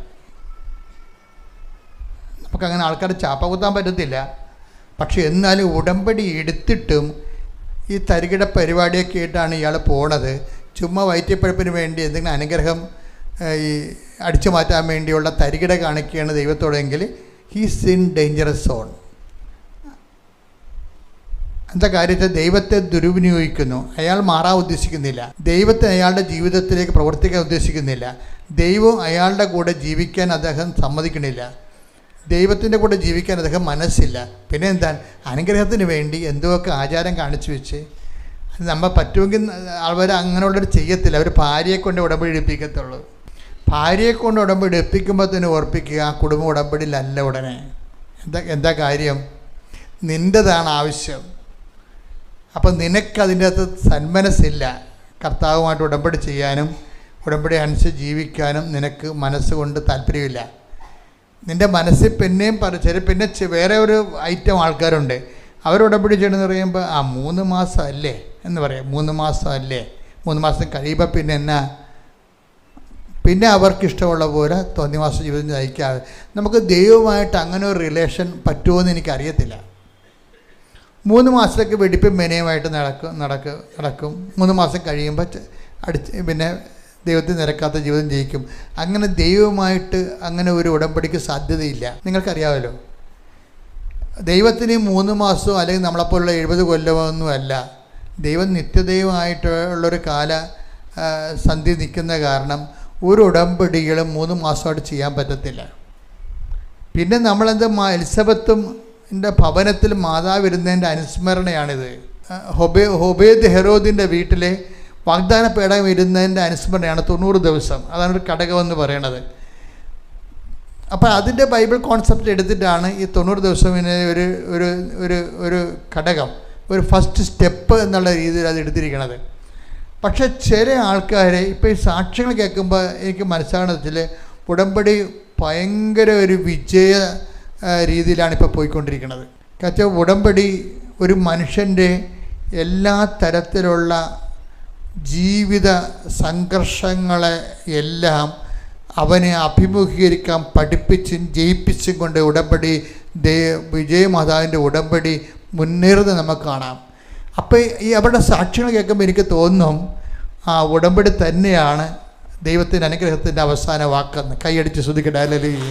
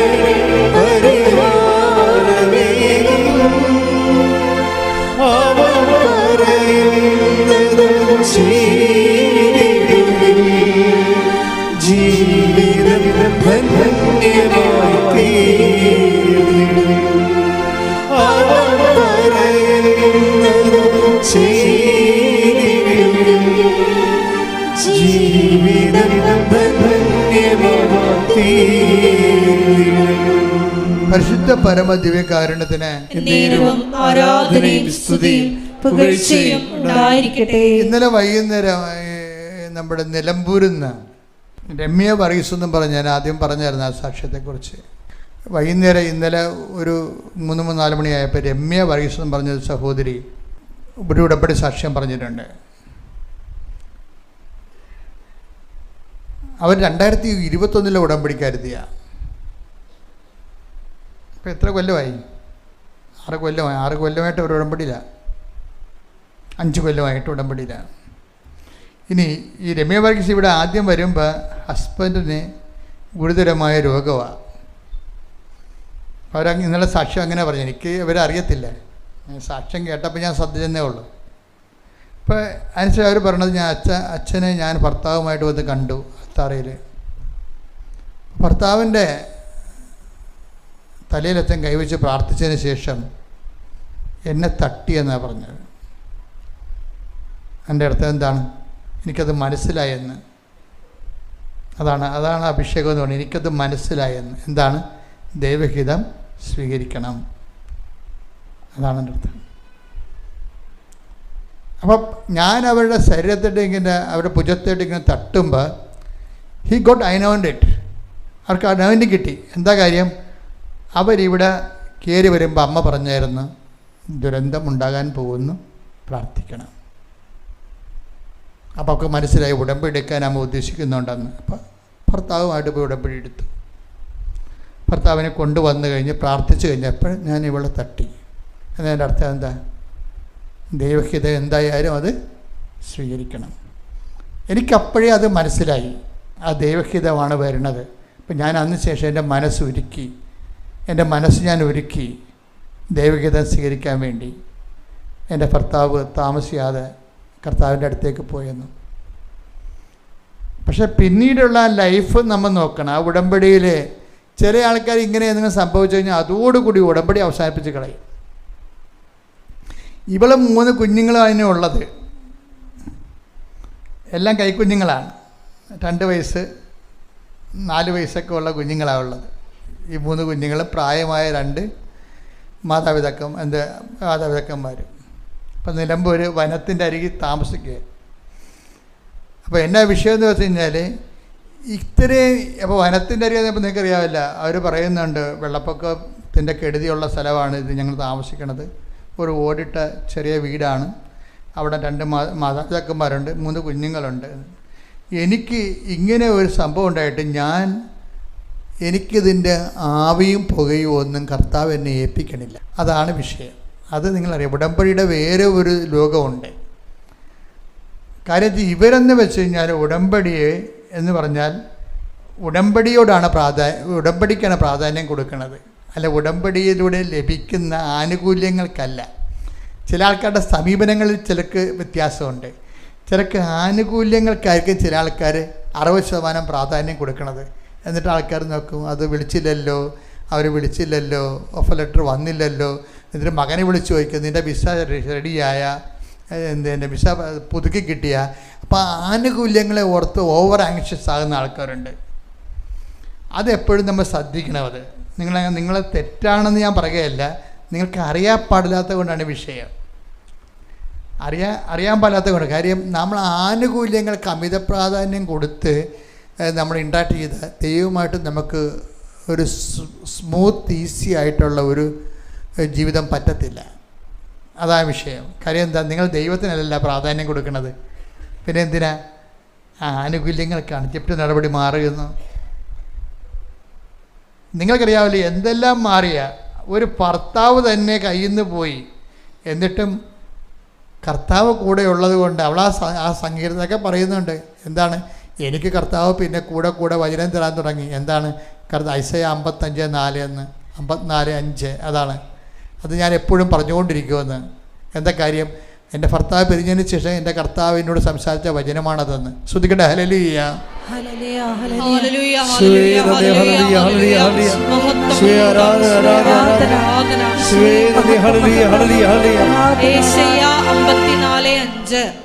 ഐസയ 54:5. നിന്റെ സൃഷ്ടാവാണ് നിന്റെ ഭർത്താവ് സൈന്യങ്ങളുടെ കർത്താവ് എന്നാണ് അവിടുത്തെ നാമം. ഇപ്പൊ എന്നാ സംഭവിച്ചിരിക്കണത്, അവൾക്കും കർത്താവിന് അങ്ങോട്ടും ഇങ്ങോട്ടും കാര്യങ്ങൾ അറിയാം. എന്താ, അതുകൊണ്ടാണ് ഇവൾക്ക് ആന്തരിക അഭിഷേകം കൊടുത്തിരിക്കുകയാണ്. അറിയാവുമല്ലോ, ദൈവത്തിൽ നിന്ന് 2 ബെനഫിറ്റാണ് നമുക്ക് വരണത്. ഒന്ന് അനുഗ്രഹം എന്ന് പറയും. ചില അനുഗ്രഹങ്ങൾ കിട്ടേണ്ട കാര്യങ്ങൾക്ക് അനുഗ്രഹം തന്നെ കിട്ടും. ചില സമയത്ത് അനുഗ്രഹം അല്ലായിരിക്കും ആവശ്യമുള്ളത് അവിടെ. പിന്നെ എന്താ വേണ്ടത്, അഭിഷേകമായിരിക്കും. ഈ കിട്ടാത്ത അനുഗ്രഹത്തിൻ്റെ സ്പേസ് നിങ്ങൾക്ക് അനുഗ്രഹം അത് ബ്ലാങ്കായിട്ട് കിടക്കത്തില്ല ഒരിക്കലും. നിങ്ങൾക്ക് ആത്മീയത ശാസ്ത്രം അറിയാൻ പാടാത്തത് കൊണ്ടാണ് അങ്ങനെ സംഭവിക്കുന്നത്. ഒരു വിഷയത്തിന് അനുഗ്രഹം കിട്ടിയില്ലെങ്കിൽ അനുഗ്രഹം കിട്ടാത്തത് ഇങ്ങനെ ബ്ലാങ്കായിട്ട് നിങ്ങൾക്ക് ഫീൽ ചെയ്യണത് നമ്മൾ ലൗകികമായിട്ട് ദൈവത്തെ സമീപിക്കുന്നത് കൊണ്ടാണ്. ദൈവത്തിന് പ്രാധാന്യം കൊടുത്താണ് എൻ്റെ മക്കൾ ജീവിതത്തെ റീഅറേഞ്ച് ചെയ്യണമെന്നുണ്ടെങ്കിൽ കിട്ടാത്ത അനുഗ്രഹത്തിന് ബദലായിട്ടുള്ള അതിനൊരു സബ്സ്റ്റിറ്റ്യൂട്ടുണ്ട്. എന്താ കാര്യം, അത് അനോയിൻറ്റിങ് എന്ന് പറയും, അഭിഷേകമാണ്. എന്താ കാര്യം, അവിടെ ഭർത്താവ് ഉള്ളതിനേക്കാൾ പവർഫുള്ളായിട്ട് ആന്തരിക അഭിഷേകം കൊടുക്കും ഇവക്ക്. എന്നിട്ട് എന്താ, ഈ ഹോൾ ഫാമിലി ഈശോ ഏറ്റെടുക്കും. അതൊരു വല്ലാത്ത ഏറ്റെടുപ്പാണ്, ഒരു വല്ലാത്ത ഏറ്റെടുപ്പ്. ഈ 3 കുഞ്ഞുങ്ങളെ കൊണ്ട് ഇവിടെ സ്കൂളിൽ കൊണ്ട് ആക്കാൻ വേണ്ടി ചെല്ലുമ്പോൾ, മുത്തനെ കൊണ്ട് ആക്കാൻ വേണ്ടി അമ്മയും കുഞ്ഞുങ്ങളും കൂടെ പോകുമ്പോൾ ചിലർ പരിചയക്കാർ ചോദിക്കും, അവരെ അധികം പരിചയമില്ലാത്തവരായിരിക്കും, അങ്ങനെയല്ല, അവരറിയാൻ പാടില്ലാത്തവർ ചോദിക്കും ഭർത്താവില്ലേ എന്ന് ചോദിക്കും. അപ്പോൾ പറയും ഭർത്താവ് മരിച്ചുപോയി. വളരെ കൂളായിട്ട് അവരത് പറയും, അത് ഭർത്താവ് മരിച്ചുപോയി എന്നുള്ള കാര്യം. അല്ല അത് ഭർത്താവില്ലെന്ന് ചോദിക്കുമ്പോൾ അതിന് മുമ്പ് തന്നെ നെറ്റ് തൊട്ടുള്ള സംഭവമൊക്കെ ഇങ്ങനെ മുഖമൊക്കെ മാറി ഒരു പ്രത്യേക ഈ ക്യാമറയുടെ മുമ്പിൽ വന്ന് സിനിമാ നടികളെ ഇങ്ങനെ കരയാൻ പോണ പോലെ ഇങ്ങനെ ഭാവങ്ങൾ കാണിക്കത്തൊന്നുമില്ല. അവിടെ അവർക്ക് അഭിഷേകമുണ്ട്. അവിടെ ഭർത്താവ് മരിച്ചുപോയി, സമയമായപ്പോൾ കർത്താവ് തിരിച്ചു വിളിച്ചു. നമ്മളെല്ലാവരും വിളിക്കുമല്ല, ആരൊക്കെ കുറച്ച് പേരെ വിളിക്കാതെ ഇവിടെ ഇട്ടിരിക്കണമെങ്കിൽ നമുക്ക് പറയാം. നമ്മൾ കുറച്ച് പേരെ വിളിക്കാതെ ഇവിടെ ഇട്ടിട്ടുണ്ടെങ്കിൽ ഓക്കെ, എന്താ പറയുക, അങ്ങനെയല്ലല്ല. ഇവിടെ ക്രിസ്ത്യൻസിനുള്ള ഏറ്റവും വലിയ വിഷയം എന്ന് പറയണത് ഇതൊരു നെഗറ്റീവ് അല്ല ക്രിസ്ത്യൻസിന്. എന്താ കാര്യം, കർത്താവിലേക്കുള്ള യാത്രയാണ്. ഇപ്പം നല്ല ഇപ്പം ഇവിടെ നമ്മുടെ രമ്യ വർഗീസ് പറയണതേ, ഞാനിപ്പോൾ 6ാമത്തെ പുതുക്കലാണ്, 6 വർഷത്തെ പുതുക്കലാണ്. അപ്പം ഈ പുതുക്കലിൻ്റെ ഉള്ളിൽ ഇന്ന് വരെ ഞാനൊരു നിയോഗം വെച്ചിട്ടില്ലെന്ന്. അതാണ് വിഷയം. ഇതിനാണ് ഈ ആന്തരിക അഭിഷേകം. ഇത്രയും ഈ നമ്മൾ വേറെ ആരെങ്കിലും ചിലർ ഈ 6 പുതുക്കളെന്ന് പറയുമ്പോൾ മിക്കവാറും 60 നിയോഗത്തിൻ്റെ സമയം കഴിഞ്ഞിട്ടുണ്ട്. ഇവരുടെ ഒരു നിയോഗം വെച്ചിട്ടില്ല. നിയോഗം എന്താ വെച്ചാൽ നിത്യതയെന്ന് എഴുതിയിട്ടും പോകും. നിയോഗം എന്ന് പറയുമ്പോൾ 6 നിയോഗം ഉണ്ടല്ല, അവിടെ നിത്യതയെന്ന് എഴുതിയിട്ടും പോകും. എന്താണ് നിത്യതയെക്കുറിച്ച്? ഒരിക്കലേ ഈ ഏതോ ഉടമ്പടി ക്ലാസ്സിൽ കിട്ടിയ സമയത്ത് ഇവർക്ക് ആന്തരിക അഭിഷേകം കിട്ടി. That talk is for me എന്നുള്ള രീതിയിൽ കിട്ടി അവർക്ക്. ഇത് എന്നെക്കുറിച്ച് എനിക്ക് വേണ്ടിയാണ് പറയണമെന്ന്. അപ്പോൾ അവർക്ക് അതിനകത്ത് അഭിഷേകം കിട്ടി. അപ്പോൾ പിന്നെ എന്താ, പിന്നെ നിയോഗങ്ങളൊന്നുമില്ല. നിയോഗങ്ങളില്ലാഞ്ഞിട്ടൊന്നുമല്ല, നിയോഗങ്ങൾ വെക്കണമെങ്കിൽ കുറേ വെക്കാം. എന്താ വെക്കണം? ഒന്നാമത്തെ വിഷയം എന്താ, ഇവർ PSC രണ്ട് റാങ്ക് ലിസ്റ്റ് ഉണ്ടായിരുന്നു. അതും രണ്ടും ക്യാൻസലായിപ്പോയി. 2 റാങ്ക് ലിസ്റ്റിലുണ്ടായിരുന്ന ആളാണിത്, ക്യാൻസലായിപ്പോയി. എന്നിട്ടും എനിക്ക് അടുത്ത റാങ്ക് ലിസ്റ്റ് കയറാമെന്ന് പറഞ്ഞ് നിയോഗം വെച്ചിട്ടില്ല. ഉടമ്പടി വെച്ചിരിക്കുന്നത്, നിയോഗം വെച്ചിരിക്കുന്നത് ഇതുമായിട്ടാണ്. എന്തുമായിട്ടാണ് വെച്ചിരിക്കുന്നത്? എന്താ വെച്ചിരിക്കുന്നത്? നിത്യതയുമായിട്ടാണ് വെച്ചിരിക്കുന്നത്. എന്നിട്ട് ഇവർക്ക് നിത്യത വെച്ച് കഴിഞ്ഞാലുള്ള ഗുണമെന്നറിയാമോ? നമുക്ക് നിങ്ങളുടെ അറിയേണ്ട ഒരു ആത്മീയ രഹസ്യമുണ്ട്. ഈ നിത്യതയോട് പ്രേമം വന്നു കഴിഞ്ഞാൽ ഓട്ടോമാറ്റിക്കായിട്ട് ഈ ആത്മീയത സ്വിച്ച് ഓവർ ചെയ്യും. ആരുമായിട്ട്? പിതാവുമായിട്ട് സ്വിച്ച് ഓവർ ചെയ്യും. അതാണ് വിഷയം. കാര്യം നമ്മൾ പിന്നെ ഇപ്പം ഞങ്ങളൊക്കെ എല്ലാ കാര്യവും ഈ പിതാവിനെക്കുറിച്ച് ഓർക്കാത്ത ഒരു ദിവസം പോലും ഉണ്ടാകത്തില്ല. നിങ്ങളുമൊക്കെ പതുക്കെ അങ്ങനെ ലിങ്ക് ചെയ്യണം. കർത്താവ് പിരിയാൻ നേരത്തും പറഞ്ഞത് വിശ്വസിക്കുന്നവർ ഞാൻ സ്നാനപ്പെടുത്തണം. പിന്നെ എന്താണ്, എൻ്റെ പേരല്ല ആദ്യം പറയേണ്ടത് അപ്പായുടെ പേരാണ് പറയേണ്ടത്. അപ്പായാണ് അതിൻ്റെ പിന്നിലെല്ലാം ഉള്ളതെന്ന് പറയും. അങ്ങനെ ഈശോ പറഞ്ഞത്. അപ്പോൾ നമുക്ക് നിത്യതയെക്കുറിച്ച് ഒരു അഫിനിറ്റി വന്നാൽ ഓട്ടോമാറ്റിക്കായിട്ട് അപ്പായുമായിട്ട് ലിങ്കാവും. എൻ്റെ മക്കളെ അപ്പായുമായി ലിങ്കായി കഴിഞ്ഞാൽ പിന്നെ ഈ ആവശ്യങ്ങളൊക്കെ പിന്നെ ആരും പറയത്തില്ല. കർത്താവ് പറഞ്ഞിട്ടുണ്ട് അങ്ങനെ. എന്താണ്? അന്നാളുകളിൽ നിങ്ങൾ എന്നോട് ഒന്നും ചോദിക്കത്തില്ലെന്ന്. ശ്രുതികട ഹല്ലേലൂയ ഹല്ലേലൂയ ഹല്ലേലൂയ ഹല്ലേലൂയ. യേശുവേ നന്ദി. Hallelujah hallelujah hallelujah. യേശുവേ ആരാധന ആരാധന. യേശുവേ മഹത്വം മഹത്വം മഹത്വം. ആത്മാവാം ദൈവമേ വരണേ, എന്നേ ഉള്ളിൽ വസിക്കാൻ വരണേ. ആത്മാവാം ദൈവമേ വരണേ, എന്നേ ഉള്ളിൽ വസിക്കാൻ വരണേ. ദാഹിച്ചു നിന്നെ ആരാധിക്കുന്നു, സ്വർഗ്ഗദൂതനിറങ്ങി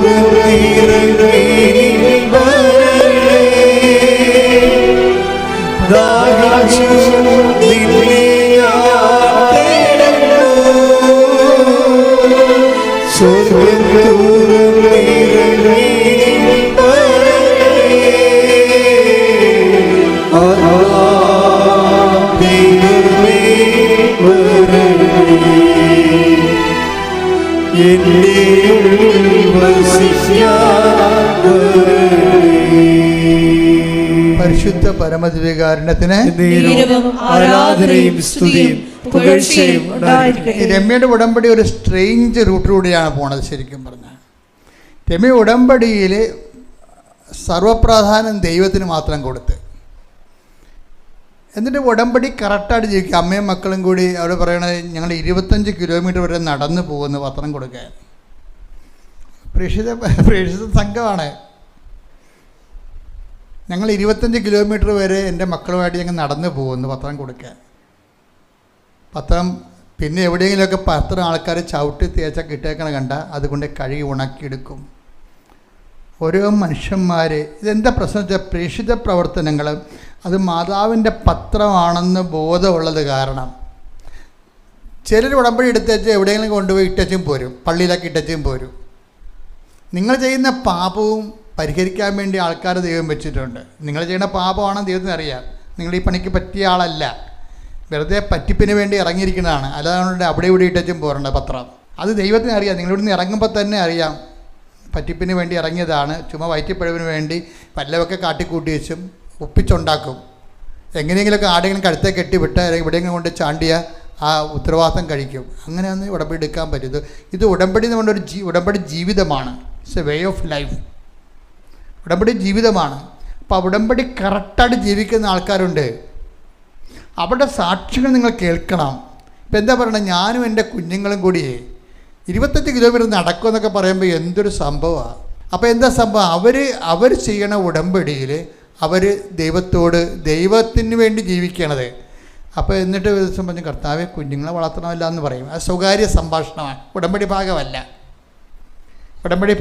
കുഞ്ഞുങ്ങളെ വളർത്തിക്കൊണ്ട് വരണ്ടേ, അവളുടെ ഉത്തരവാദിത്തമല്ലേ ഇത്. കുഞ്ഞുങ്ങളെ വളർത്താനല്ല കർത്താവ് എന്ന് പറയുമ്പോൾ പെട്ടെന്ന് ആഴ്ച തന്നെ 2 PSCന്ന് 2 കോൾ ഫോർ ചെയ്യും. 2 ജോലിയും കിട്ടും അവർക്ക്. അതിൽ ഏറ്റവും നല്ലൊരു ജോലി എടുക്കും. അവൾ ജോലിക്ക് കയറും. അപ്പോൾ എന്നാ പ്രസവിച്ച് പിറ്റേ ആഴ്ചയിൽ വരുമ്പോൾ ഇവള് കുറേ അകലെയാണ് ജോലി ചെയ്യണത്. കോഴിക്കോട് എവിടെയാണ് ജോലി. അപ്പോൾ അവിടെ നിന്ന് ഇവിടെ വരുമ്പോൾ എന്താ വിഷയം വെച്ചാൽ 3 കുഞ്ഞുങ്ങൾ, പിന്നെ അപ്പനും അമ്മയും ഇല്ലേ, പിന്നെ കാട് വേണം, ദുഷ്ടമൃഗങ്ങളുടെ ഉപദ്രവങ്ങളുണ്ട് അവിടെ. അപ്പോൾ നമുക്കൊരു മനസ്സിന് ഉറപ്പില്ല അവിടെ ജീവിക്കാൻ. അപ്പോൾ കർത്താവിനോട് പറയും. അപ്പോൾ ഒരു ദിവസം പറഞ്ഞ് കർത്താവ് കുഞ്ഞുങ്ങളുമായിട്ട് ഇവിടെ എങ്ങനെ ജീവിക്കും, ഞാൻ പോയിട്ട് വരുമ്പോൾ ഇവരൊറ്റക്കാണല്ലോ ഇരിക്കണമെന്ന് പറയുമ്പോൾ ഉടനെ അടുത്ത ആഴ്ച പട്ടണത്തിൽ പോയി നല്ലൊരു വീട് സെറ്റ് ചെയ്ത് അപ്പോൾ തന്നെ അവർക്ക് കൊടുക്കും. അത്രയും സ്പീഡാണ് ഈ വിഷയം. അപ്പം തന്നെ വീട് കണ്ടുപിടിച്ച് ഒരു 2 ആഴ്ചക്കുള്ളിൽ വീട് സെറ്റായി പോകും.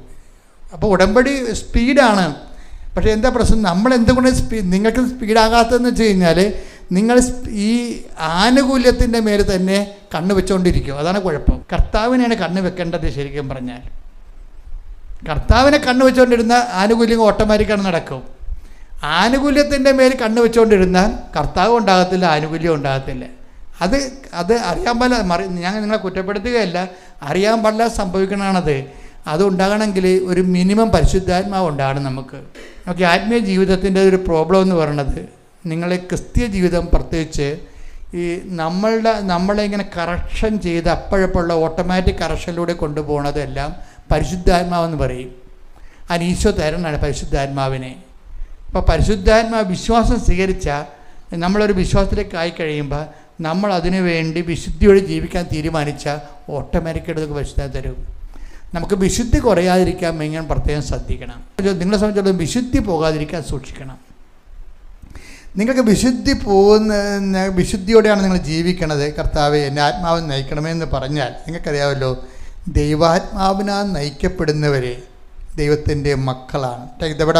ശ്രദ്ധിക്കട്ടെ. Hallelujah, hallelujah, hallelujah. യേശുവേ നന്ദി. Hallelujah, hallelujah, hallelujah. യേശുവേ സ്തുതി. Hallelujah, hallelujah. Hallelujah, hallelujah, hallelujah, hallelujah. യേശുവേ ആരാധന, ആരാധന. യേശുവേ നന്ദി, മഹത്വം, മഹത്വം, മഹത്വം. ആത്മാവാം ദൈവമേ എന്റെ ഉള്ളിൽ വസിക്കാവരേ.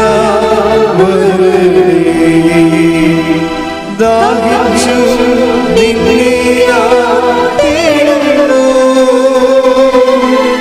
സ്വർഗ്ഗം തോറും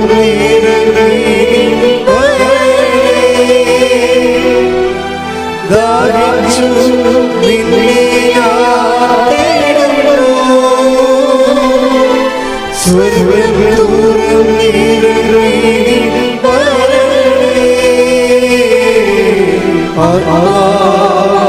ദൈവമേ എന്റെ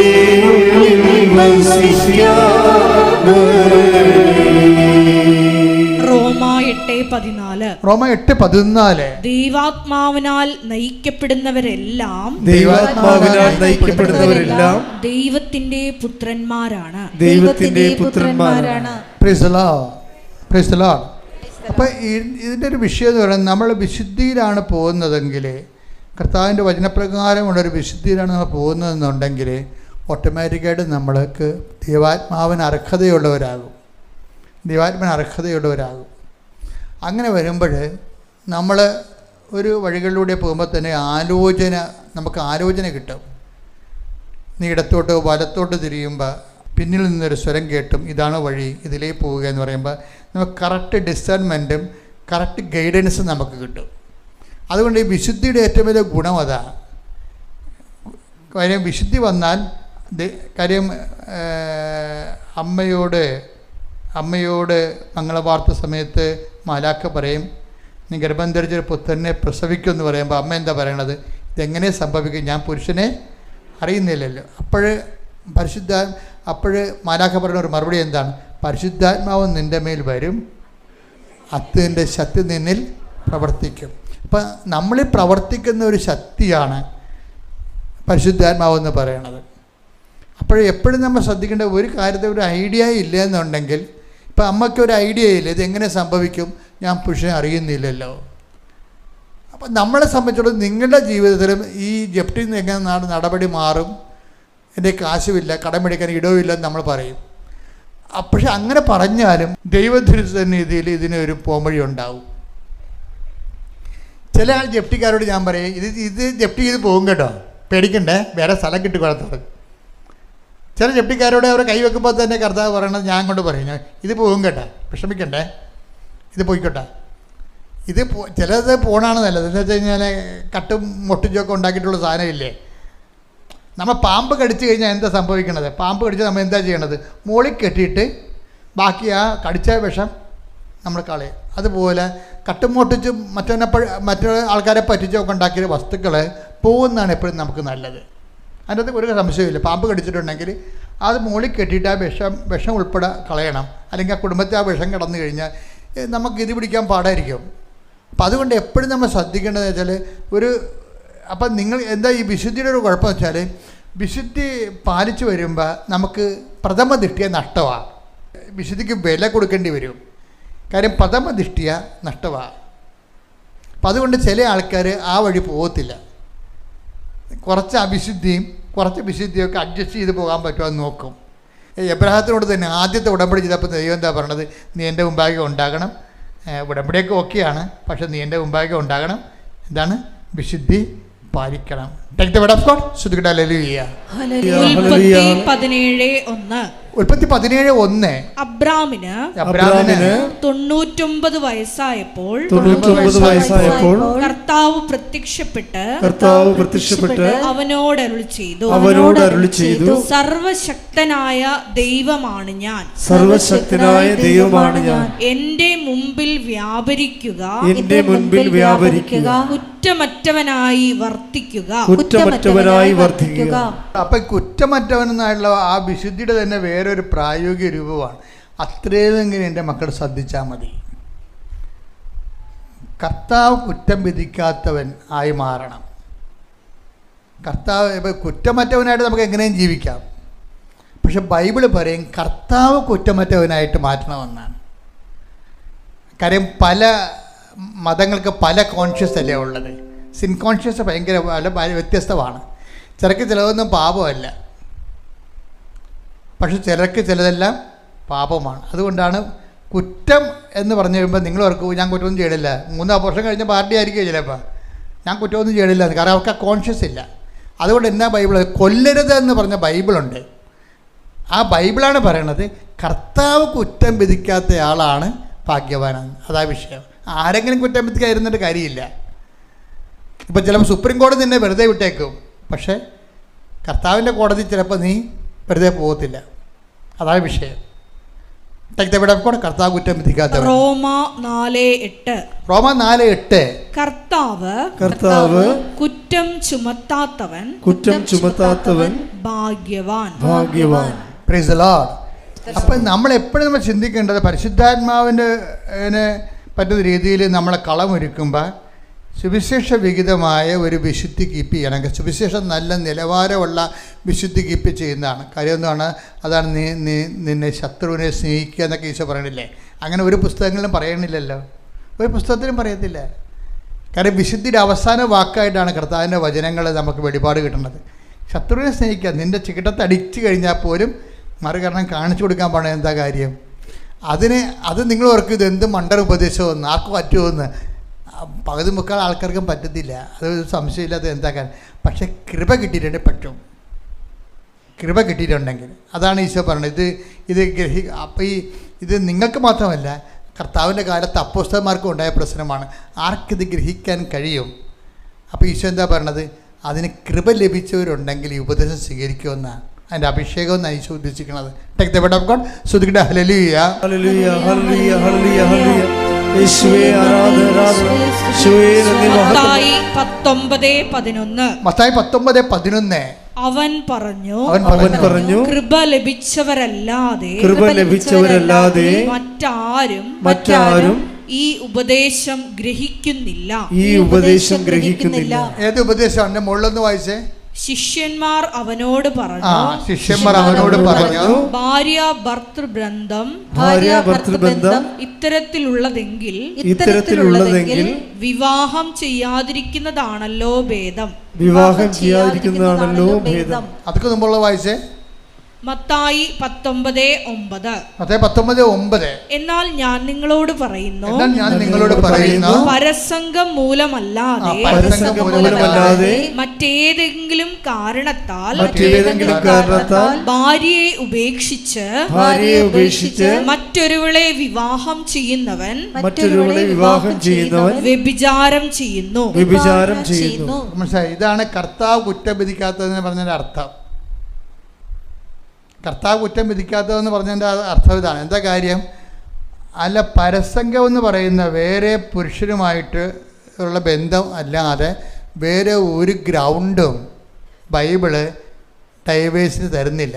നിങ്ങൾ ഏത് കത്തോലിക്കനും ക്രിസ്ത്യാനി ആയാലും നിങ്ങൾ കർത്താവിൻ്റെ വചനത്തിനെതിരായിട്ടാണ് നിങ്ങൾ ചെയ്യണത്. ചിലപ്പോൾ PR ഇല്ലെന്നും പറഞ്ഞ് ഭർത്താവിനെ ഉപേക്ഷിക്കുന്ന പെണ്ണുങ്ങളില്ലേ? ബൈബിളുള്ള കാര്യമാണ് അത്. അവന് കാനഡയിൽ പോകാൻ PR ഇല്ല, ഞാൻ കാനഡയിൽ പോകാനാണ് കല്യാണം കഴിക്കണത്. കാനഡയിൽ പോകാനാണ് കല്യാണം കഴിക്കണത്. ഓരോരോ കാലത്ത് ഓരോരോ അജണ്ട ഉണ്ടാകും. അതും കർത്താവിൻ്റെ കൂദാശ ബന്ധവുമായിട്ട് നിങ്ങൾ യോജിപ്പിക്കരുത്. അത് നിങ്ങളുടെ ഇൻട്രസ്റ്റാണ്. നിങ്ങളുടെ വിശ്വാസം തന്നെ നിലനിൽക്കണമെന്നൊരു കാര്യമില്ല. കാര്യം എന്താ? അത് നിങ്ങളുടെ വയറ്റിപ്പഴപ്പിന് വേണ്ടി ജീവിക്കാൻ വേണ്ടി നിങ്ങൾ ഓരോരോ പരിപാടികൾ കാണിക്കണമല്ലേ. അതും ദൈവവചനമായിട്ട് ഒരു ബന്ധവും ഉണ്ടാകത്തില്ല. ഇനി അബദ്ധം പറ്റിയിട്ടുണ്ടെങ്കിൽ എൻ്റെ മക്കൾ അനുതാപത്തിലേക്ക് വരാൻ ശ്രദ്ധിക്കണം. അബദ്ധം പറ്റിപ്പോയിട്ടുണ്ട്. കാര്യം പല കല്യാണ കാര്യങ്ങളും നടക്കുന്നത് അവരല്ലല്ലോ. ഇപ്പം ചില ഒരു 50% ഡൈവേഴ്സ് നടത്തുന്നത് ആരാണ്? അവരല്ല. വീട്ടിലുള്ള ഈ പെണ്ണിൻ്റെ വീട്ടിൽ ചെറുക്കൻ്റെ വീട്ടിലുള്ള അമ്മയോ അതുപോലെ അമ്മാമ്മയോ ആരെങ്കിലൊക്കെ ഇരിക്കും. ഒരു സംശയമില്ല, നിങ്ങൾ തിരക്കി നോക്കിയാൽ മതി. എന്നിട്ട് ഇവർ കുറച്ച് കഴിയുമ്പോൾ ഈ അമ്മയൊക്കെ ചത്ത് കഴിയുമ്പോൾ ഇവരെവിടെയും കണ്ടുമുട്ടും. അപ്പോൾ ഇവർ ചില സമയത്ത് പറയും അന്ന് അബദ്ധം പറ്റിയതാണ്. കാര്യം വീട്ടിലെ സമ്മർദ്ദമാണ്. പല വീട്ടുകാർക്ക് വേറെ ഒത്തിരി അജണ്ടകളാണ്. അത് കാരണം ആ അജണ്ടകൾ അനുസരിച്ചുകൊണ്ട് പല കുടുംബങ്ങളും തല്ലി കലക്കിയതിനും കുഞ്ഞുങ്ങളെ വഴിയാധാരമാക്കിയതിനും ഉത്തരവാദികളെ കുടുംബാംഗങ്ങളാണ്. എന്താ സംശയം? ഭാര്യയും ഭർത്താവായിരിക്കണം നിർബന്ധമില്ല. അമ്മയോ ഒക്കെ ആയിരിക്കും ഈ ആൾക്കാർ, ആൻറ്റിമാർ. അപ്പോൾ ആൻറ്റിമാർ ഡൈവേഴ്സ് കഴിഞ്ഞിട്ട് നിൽക്കുന്ന ആൾക്കാരായിരിക്കും. അപ്പോൾ അവർക്ക് കൂട്ടിന് വേണ്ടി വേറെ ഒരുത്തിനെ കൂടി ഡൈവേഴ്സ് എടുത്തിട്ട് വീട്ടിൽ നിർത്തും. ആൻറ്റിമാരെന്ന് പറഞ്ഞാൽ ലോക കള്ളികളാണ് ശരിക്കും പറഞ്ഞാൽ. അതുകൊണ്ട് എന്തു ചെയ്യും? മറ്റുള്ളവർ കൂടി ഡൈവേഴ്സ് ആക്കിയിട്ട് കൂട്ട് കിട്ടും. അപ്പോൾ ഡൈവേഴ്സ് ഒരു കൂട്ടാവുമല്ല. അങ്ങനെ കുടുംബം കലക്കണ കുറേ ആൾക്കാരുണ്ട്. അതാണ് വചനം പറയണത്, കർത്താവ് കുറ്റം വിധിക്കാത്തവൻ. Take the word of God. ശ്രുതിക്കട്ടെ ഹല്ലേലൂയ ഹല്ലേലൂയ ഹല്ലേലൂയ ഹല്ലേലൂയ. യേശുവേ നന്ദി. Hallelujah hallelujah. യേശുവേ ആരാധന. റോമാ 4:8. കർത്താവ് കുറ്റം ചുമത്താത്തവൻ ഭാഗ്യവാൻ. എൻ്റെ മക്കളെ, അതായത് ഇപ്പം നിങ്ങൾ ഓർക്കും ഇങ്ങനെയെങ്കിലും ആർക്ക് ജീവിക്കാൻ പറ്റുമോ എന്നൊക്കെ നിങ്ങൾ ചോദിക്കും. എല്ലാവരും ചോദിച്ചിട്ടാണ് എല്ലാ കാലങ്ങളിലും. കർത്താവിന് എല്ലാ കാലത്തേക്കും വേണ്ടി ഒറ്റ ഉത്തരവുള്ളത് എന്താണ്?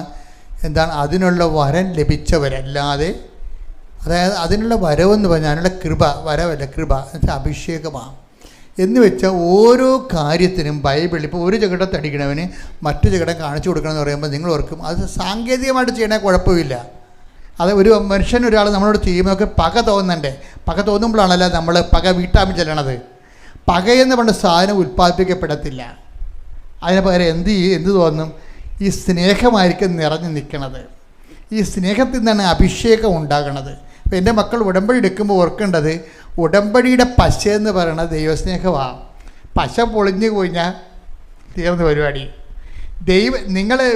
നിങ്ങൾ ജപ്തി നടപടി മാറിയോ അല്ലെങ്കിൽ ഓഫർ ലെറ്റർ കിട്ടിയോ എന്നല്ല തിരക്കേണ്ടത്. മറിച്ച് ദൈവസ്നേഹത്തിൽ നിന്നുള്ള അഡ്ഹിയറൻസ്, ആ അഡ്ഹേസീവായിട്ട് ഇവിടെ പ്രവർത്തിക്കണത് എന്താണ്? പശയായിട്ട് പ്രവർത്തിക്കണത് എന്താണ്? ദൈവസ്നേഹമാണ്. ദൈവസ്നേഹമാണ് മറ്റുള്ള ഉപദ്രവം നമുക്ക് പക തോന്നാത്തതിൻ്റെ കാരണം. നിങ്ങൾക്ക് പക തോന്നിയാൽ അതിൻ്റെ അർത്ഥം ദൈവസ്നേഹം പറ്റിപ്പോയെന്ന് അർത്ഥം. മനസ്സിലായില്ലേ? അത് ഭയങ്കര അപകട മേഖലയിലാണ്. ഒരു യന്ത്രത്തിൻ്റെ ഗ്രീസ് തീർന്നു പോയാൽ എന്തു ചെയ്യും? പിന്നെ അത് കത്ത് പിടിക്കും ചിലപ്പോൾ. അതുപോലെ നിങ്ങൾക്ക് ദൈവസ്നേഹം കുറഞ്ഞു. എൻ്റെ മക്കളെ, നിങ്ങൾ എന്ത് പത്രം കൊടുക്കുകയോ അതുപോലെ തന്നെ രോഗികളെ പോയി കാണുകയോ ഒക്കെ ചെയ്യുമ്പോൾ മക്കളതൊരു സാങ്കേതികമായിട്ട് ചെയ്ത് വെക്കരുത്. എന്താണ് ഇത് ചെയ്യണത്? അത് എനിക്ക് കർത്താവിൻ്റെ സ്നേഹത്തിൽ ഉയരാൻ വേണ്ടിയാണെന്നാണ് പറയേണ്ടത്. മനസ്സിലായില്ലേ? നിങ്ങൾ പ്രേക്ഷിത വേല ചെയ്യുമ്പോൾ നിങ്ങൾ എന്തിനാണ് അത് ചെയ്യണമെന്ന് ചോദിച്ചാൽ എന്താ പറയേണ്ടത്? എനിക്ക് കർത്താവിൻ്റെ സ്നേഹത്തിൽ വളരാൻ വേണ്ടിയാണെന്ന്. ഈ സ്നേഹത്തിൽ വളരുന്ന മാത്രമേ നമ്മൾ ഒരാളെ ഉപദ്രവിക്കുമ്പോൾ നമുക്ക് പക ഉണ്ടാകാതിരിക്കത്തുള്ളൂ. പക ഉണ്ടായപ്പോലെ നമ്മൾ ആൾക്കാർ പക വീട്ടാൻ വേണ്ടി നിൽക്കും, എപ്പോഴാരും ചെയ്യും. അല്ലെങ്കിൽ മോന്തം കാര്യങ്ങൾ നടക്കും ആൾക്കാർ. പക ഉണ്ടാകരുത്. പക ഉണ്ടാകാൻ പാടില്ല. ശരിക്കും പറഞ്ഞാൽ ഗർഭപാത്രത്തിൽ സിസ്റ്റ് ഉണ്ടാകണ പോലെയാണ് ഒരു അഭിഷേകക്കാരന് പക ഉണ്ടാകണം. സിസ്റ്റ് ഉണ്ടായ ഗർഭപാത്രത്തിനകത്ത് സിസ്റ്റ് ഉണ്ടായ എങ്ങനെ ഇരിക്കും? കൊച്ചപ്പോട്ടായി പോകും. അതുപോലെ തന്നെയാണ് പകയെന്ന് പറയുന്ന സംഭവം. അപ്പം അതറിയണമെങ്കിൽ എന്താ വിഷയം എന്നറിയാവോ? അതായത് നമ്മൾക്ക് ഇതിൻ്റെ ഒരു അനോയിൻറ്റിങ് കിട്ടിയാൽ, ഒരു അഭിഷേകം കിട്ടിയാൽ, നമ്മൾ മറ്റുള്ളവർ നമ്മളെ ഉപദ്രവിച്ചാലും നമുക്കത് ഫീൽ ചെയ്യത്തില്ല. ഫീലിങ്ങിലാണ് വിഷയം മുഴുവൻ ഇരിക്കുന്നത്. ഫീലിംഗ് എവിടെ നിന്നാണ് വരണത്? അതിൻ്റെ മാസ്റ്റർ ഫീലിംഗ് ഉണ്ട്. അതിൻ്റെ ഗുണമോ ദോഷമോ ആണ് നെഗറ്റീവ് ഫീലിംഗ് എന്ന് പറയണത്. മാസ്റ്റർ ഫീലിംഗ് എന്താണ്? ദൈവസ്നേഹമാണ്. ദൈവസ്നേഹത്തിൻ്റെ കുറവോ കൂടുതലോ ആണ് പിന്നീട് പകയോ പൗശന്യമോ അസൂയോ ഒക്കെ ആയിട്ട് നെഗറ്റീവ് ഫീലിംഗ് വരണത്. അപ്പോൾ എൻ്റെ മക്കൾ എവിടെയാണ് കൂടുതൽ നിങ്ങൾ ചെയ്യുന്ന ഉപവി പ്രവർത്തനങ്ങളും പ്രേക്ഷിത പ്രവർത്തനങ്ങളും ചെയ്യണത് എന്താണ്? അതിലൂടെ നിങ്ങൾ ദൈവസ്നേഹം അപ്ഡേറ്റ് ചെയ്യണം. ഓരോ ദിവസവും ദൈവസ്നേഹം വളരണം. എന്താ കാര്യം എന്നറിയാം? ഇപ്പം ഞാനൊരു കാര്യം ചെയ്യട്ടെ നിങ്ങളോട്. ആ ഒരു ഭാഗം എടുത്തേ. 29:20 ശ്രുതികട്ടെ. Hallelujah hallelujah hallelujah hallelujah. യേശുവേ നന്ദി. Hallelujah hallelujah. യേശുവേ ആരാധന ആരാധന ആരാധന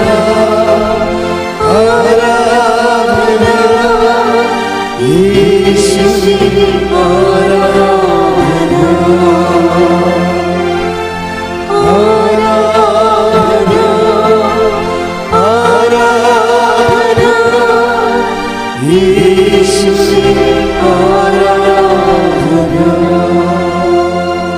ഉൽപ്പത്തി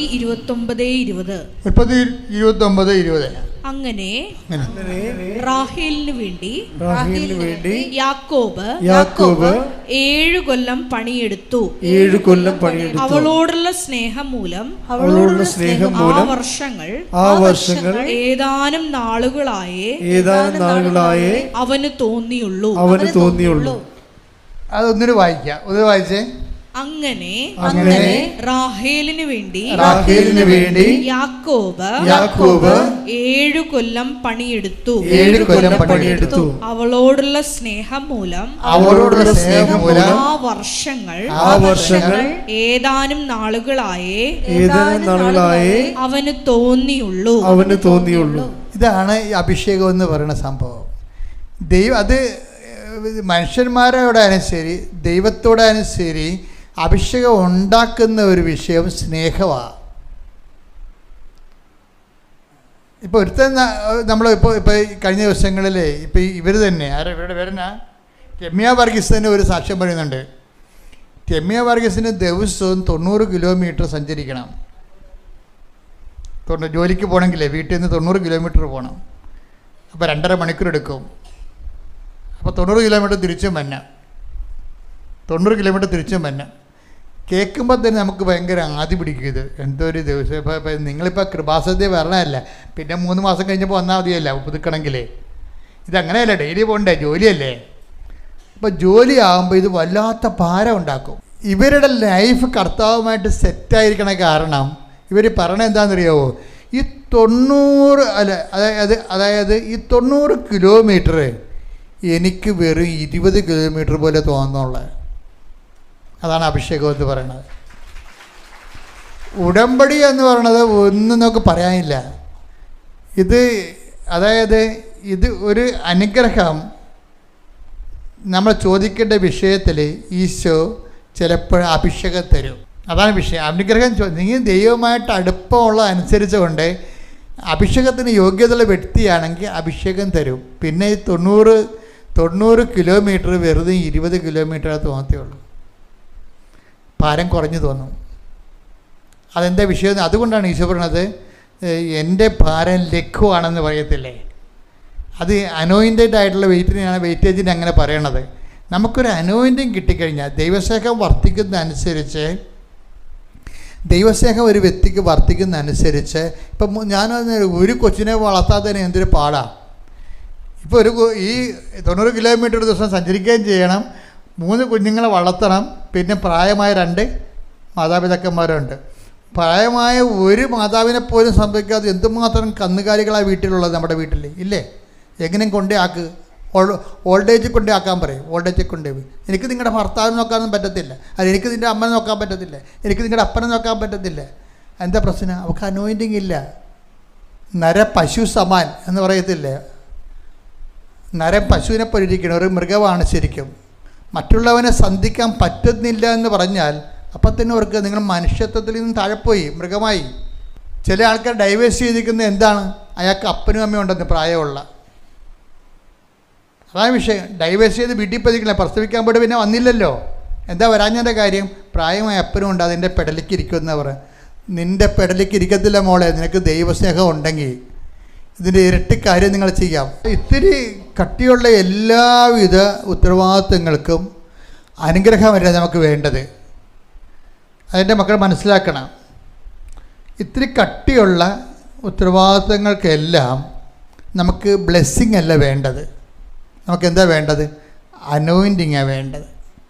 ഇത്തിരി നീളം നിൽക്കുന്ന കുറച്ച് കാലങ്ങളുണ്ടാകും ഈ പ്രസംഗം ഉണ്ടെങ്കിൽ തോന്നുകയാണെങ്കിൽ നിങ്ങൾ ബ്ലെസ്സിങ്ങിൽ അല്ല നിങ്ങൾ ഇൻവെസ്റ്റ് ചെയ്യേണ്ടത്, അനോയിൻറ്റിങ് വേണ്ടിയാണ്. ഉടമ്പടിയിൽ എഴുതുമ്പോൾ തന്നെ പറയണം, ഇത് കുറച്ചു കാലം നിൽക്കുന്ന വിഷയമാണെങ്കിൽ എൻ്റെ മക്കൾ അനോയിൻറ്റിങ് എന്ന് പറയണം.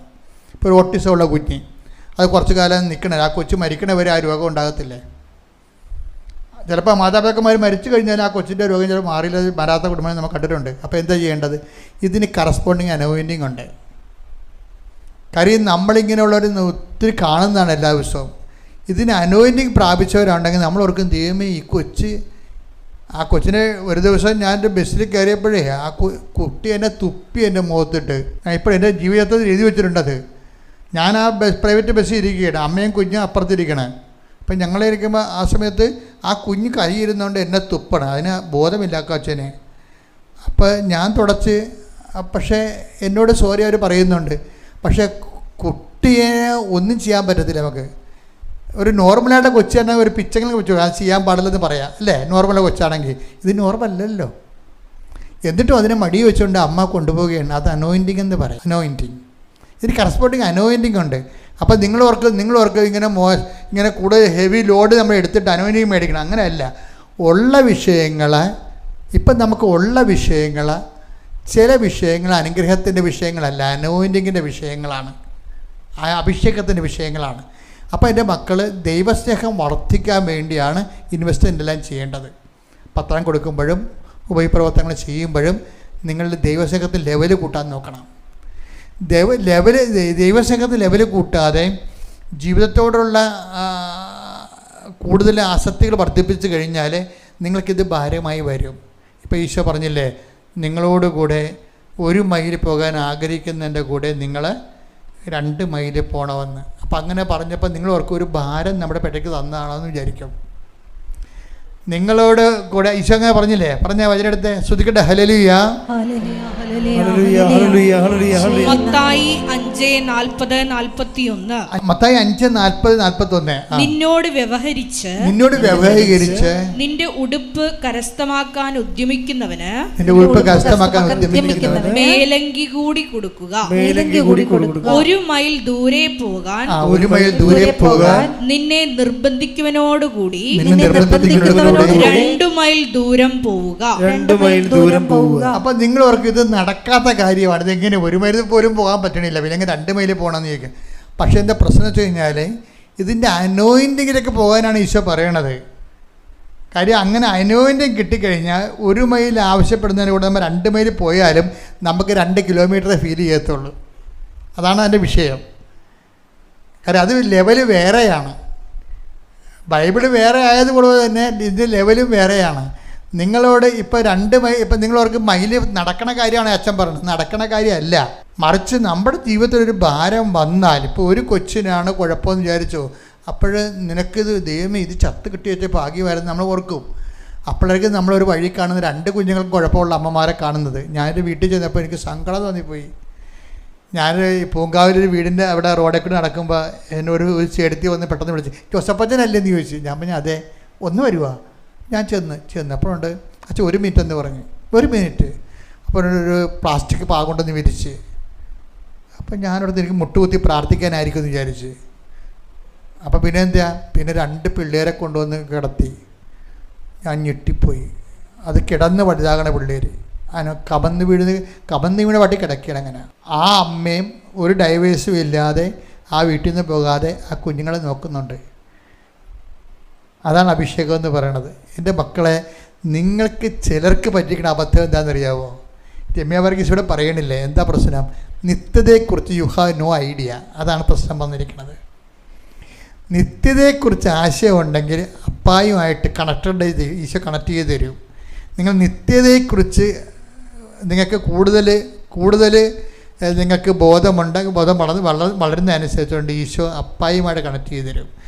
അപ്പായുമായിട്ട് കണക്ട് ചെയ്താൽ ശരിക്കും പറഞ്ഞാൽ അനോയിൻറ്റിങ് തുടങ്ങുന്നത് അങ്ങനെയാണ്, പതുക്കെ. കാര്യം ത്രിത്വിക ദൈവം നമ്മളിൽ ഇറങ്ങി വസിക്കുമ്പോഴാണ് ഈ അനോയിൻറ്റിങ് നമുക്ക് ഫീൽ ചെയ്യണത്. കാര്യം എന്ത് ക്ലേശമായാലും നമ്മൾ പുഷ്പം പോലെ എടുക്കും. എന്താണ്? ദൈവത്തിൻ്റെ സ്നേഹത്തിൽ നമ്മൾ നിറയും. ഉടമ്പടി എന്ന് പറയുമ്പോൾ ഇപ്പോൾ രമ്യ വർഗീസ് ഞാനങ്ങ് ഓർക്കുക, നിങ്ങളൊന്ന് ഓർത്ത് നോക്കിയേ. അവിടെ ഓരോ കാര്യവും ഓർത്ത് കഴിഞ്ഞാൽ അവരുടെ ലൈഫൊന്ന് നോക്കിയേ. ഹസ്ബൻഡ് ഇല്ല, നല്ല ചെറുപ്പക്കാരത്തിയാണേ. അവരുടെ ലൈഫിൽ നിന്നാണ് ഹസ്ബൻഡ് പോയിരിക്കണത്. അപ്പോൾ അതുപോലെ ആ ഒരു അവസ്ഥയിൽ നിന്ന് പിന്നീടുണ്ടാകുന്ന ജീവിത പ്രശ്നങ്ങളൊക്കെ എങ്ങനെയാണ് ഇവർ കൈകാര്യം ചെയ്യണത്? ഇനി ഇവർ ദൈവവുമായിട്ട് ഇങ്ങനെ ജീവിക്കുന്ന കാരണം, ഇവർ ആത്മീയത സത്യസന്ധമായത് കാരണം ദൈവം എല്ലാ കാര്യവും അവർക്ക് ചെയ്തു കൊടുക്കും. അതിൽ 2 ആഴ്ചക്കുള്ളിൽ വീട് കിട്ടിയെന്ന് പറഞ്ഞാൽ അവർ പട്ടണത്തിൽ പോകുന്ന, ആ കാട്ടിൽ നിന്ന് പോകുന്നവർ, പട്ടണത്തിലോട്ട് പോകുന്നവർ, അവിടെ എല്ലാ ആശങ്കയും മാറി അവിടെ ലൈഫ്, അവരുടെ വഴി. ഇപ്പോൾ അവർ പറയണതെന്ന് വെച്ചാൽ ഒരു വാക്കൊരു പറഞ്ഞിട്ടുണ്ട്, അതായത് എൻ്റെ ശക്തി, അതായത് ഈ എല്ലാ വിഷയവും അവർ ആക്ടിവേറ്റ് ചെയ്യണത് ഉടമ്പടി നേർച്ച വസ്തുക്കൾ വെച്ചാൽ. ഉടമ്പടി നേർച്ച വസ്തുക്കളെ വെച്ച് അവർ പറയുന്നതെന്നറിയാം, അതായത് ഉടമ്പടി വസ്തുക്കൾ ഉപയോഗിച്ച് ആണ് ഞാൻ ശക്തി പ്രാപിക്കണമെന്നാണ്. ഉടമ്പടി നേർച്ച വസ്തുക്കൾ ഉപയോഗിച്ചാണ് ഞാൻ ശക്തി പ്രാപിക്കണമെന്ന്. എന്തങ്ങനെ പറയാൻ കാരണം വെച്ച് കഴിഞ്ഞാൽ, നിങ്ങൾക്കറിയാമല്ലോ ഉടമ്പടിയിൽ അതൊരു ഡെലിവറൻസ് ബ്ലെസ്സിങ്സാണ് കൊടുക്കുന്നത്. ആ നേർച്ച വസ്തുക്കളിലെല്ലാം കുർബാന ചൊല്ലിക്കഴിഞ്ഞതിന് ശേഷം പ്രത്യേകം മുറി വെച്ച നേർച്ച വസ്തുക്കളെ ഡെലിവറൻസ് ബ്ലെസ്സിങ് ചെയ്യും. അതതിൻ്റെ പവർ ഇൻകൾക്കേറ്റ് ചെയ്യുന്ന ബ്ലെസ്സിങ്സാണത്. ഇപ്പോൾ നമ്മൾ സാധാരണ സിമ്പിൾ ബ്ലെസ്സിങ്സ് ഉണ്ട്, അതല്ല, മറിച്ച് അത് ദൈവത്തിന് കാഴ്ചവെക്കണം. അങ്ങനെയല്ല, മറിച്ച് ഇതിൻ്റെ പവർ ഇൻകൾക്കേറ്റ് ചെയ്യുന്ന ഡെലിവറൻസ് ബ്ലെസ്സിങ്സ് ഉണ്ട്. ആ കാസ്റ്റിംഗ് പ്രയറൊക്കെ ആയിട്ട് ബന്ധമുള്ളതാണത്. അപ്പോൾ അത് ചെയ്ത് കഴിയുമ്പോൾ പിന്നെ എന്താ പറ്റണത്? നമ്മളും വിശ്വാസ പ്രമാണം ചൊല്ലി അത് പ്രയോഗിച്ച് കഴിയുമ്പോൾ വിശ്വാസ പ്രയോഗമാകുകയാണത്. വിശ്വാസം നമുക്ക് പ്രഖ്യാപിക്കാം, വിശ്വാസം പ്രാർത്ഥനയിലേക്ക് എക്സ്പ്രസ് ചെയ്യാം. പിന്നെ എന്താ? വിശ്വാസ പ്രയോഗം. ഏറ്റവും കൂടുതൽ വിശ്വാസ പ്രയോഗം ഉള്ളത് ഉടമ്പടിയിലാണ് ശരിക്കും പറഞ്ഞാൽ. ഇപ്പോൾ ഇവർ തന്നെ ഒരു വീട് കണ്ട്, ആ വീട് കണ്ടപ്പോഴെന്തുകൊണ്ടാണ് നമ്മൾ ചില ആൾക്കാർ 50 വീട് കാണത്തില്ലേ, 50 വീട് കണ്ടാലും ഒന്നും ഉറക്കത്തില്ല. ഇതാണ് എൻ്റെ വീട്ടിൽ ഭയങ്കര തിരക്കുക, കൊടുക്കണം, അഡ്വാൻസ് കൊടുക്കണം, വേണ്ടേ കൊടുത്താൽ പോകുക, ആ വീട്ടിൽ താമസിക്കാൻ പറ്റുക, ഇങ്ങനെ അങ്കലാപ്പും നിലവിളിയുമായിട്ട് നടക്കും. അഡ്വാൻസ് കൊടുക്കുകയുമില്ല. ഇങ്ങനെ എത്രയോ പേര് അങ്ങനെ ചെയ്യണത്. അതാണ് ലൗകികമായിട്ട് ചെയ്യണമെന്ന് പറഞ്ഞത്. പക്ഷെ ഇതങ്ങനെയല്ല. ഒരു ഒറ്റ വീട് പോയി കാണുന്നു, അപ്പം തന്നെ ഉടമ്പടി തൈലം, ഉടമ്പടി ഉപ്പ് കൊണ്ട് ഇട്ട്, ഈശോ നിൻ്റെ അവകാശം സ്ഥാപിച്ചിരിക്കണം. ഇതെൻ്റെ വീടല്ല, ഞാൻ പൊറുക്കാൻ പോണത് നിൻ്റെ വീട്ടിലാണ്. തീർന്നു. സത്യസന്ധമായി ദൈവമായിട്ട് ജീവിക്കണം ശരിക്കും പറഞ്ഞാൽ. അത് ഉടമ്പടി ഉപ്പെന്ന. അപ്പോൾ അവർ തന്നെ ഇവിടെ പ്രയോഗിച്ച് അവരതിലൊക്കെ ആത്മാർത്ഥമായിട്ട് വിശ്വസിച്ച് അതനുസരിച്ച് പ്രയോഗിക്കുകയാണ്. അപ്പോൾ 50 വീട് കാണേണ്ട കാര്യമില്ല, ഒറ്റ വീട് കണ്ടാൽ മതി. നമ്മൾ പൊറുക്കാനുള്ള വീട് കർത്താവിൻ്റെ മുമ്പിലുണ്ട്, കർത്താവിൻ്റെ മനസ്സിലുണ്ട്. ഇങ്ങനെ അലഞ്ഞേണ്ട, അവനോട് ചോദിച്ച് ഇവനോട് ചോദിച്ച് അലയേണ്ട ഒരു കാര്യമില്ല. ആത്മാവ് നയിക്കപ്പെടുമ്പോൾ കറക്റ്റ് സ്ഥലത്തേക്ക് നമ്മളത് ദൈവം കൊണ്ടുപോകും. അതിൻ്റെ സാധ്യത വരെ ഉടമ്പടിയിലുണ്ട്.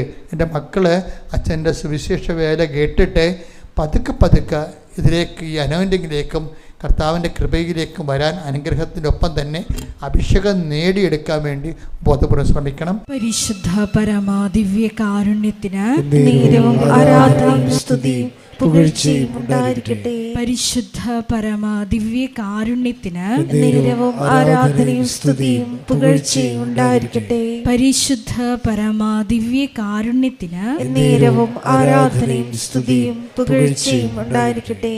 നമുക്കെല്ലാവർക്കും കൃപാസനം പ്രത്യക്ഷീകരണ മധ്യസ്ഥ പ്രാർത്ഥന ഏറ്റുചൊല്ലി പ്രാർത്ഥിക്കാം. അമ്മേ പരിശുദ്ധ അമ്മേ, ദൈവമാതാവേ, കൃപാസനത്തിലൂടെ ഞങ്ങൾക്കും ഞങ്ങളുടെ ദേശത്തിനും അമ്മ മധ്യസ്ഥം തേടി തന്ന എല്ലാ അനുഗ്രഹങ്ങൾക്കും കൃപകൾക്കും ഞങ്ങളിപ്പോൾ ഹൃദയം നിറഞ്ഞ നന്ദി പറയുന്നു. സ്തുതിച്ചു പ്രാർത്ഥിക്കാം. Hallelujah, hallelujah. നാളിതുവരെ ഞങ്ങൾക്ക് ലഭിച്ച എല്ലാ കൃപകൾക്കും അനുഗ്രഹങ്ങൾക്കും നന്ദി പറയുന്നു. Hallelujah, hallelujah. മഹത്വം, മഹത്വം. ആരാധന, ആരാധന. ദൈവപിതാവേ നന്ദി, പിതാവേ മഹത്വം, ദൈവപിതാവേ ആരാധന.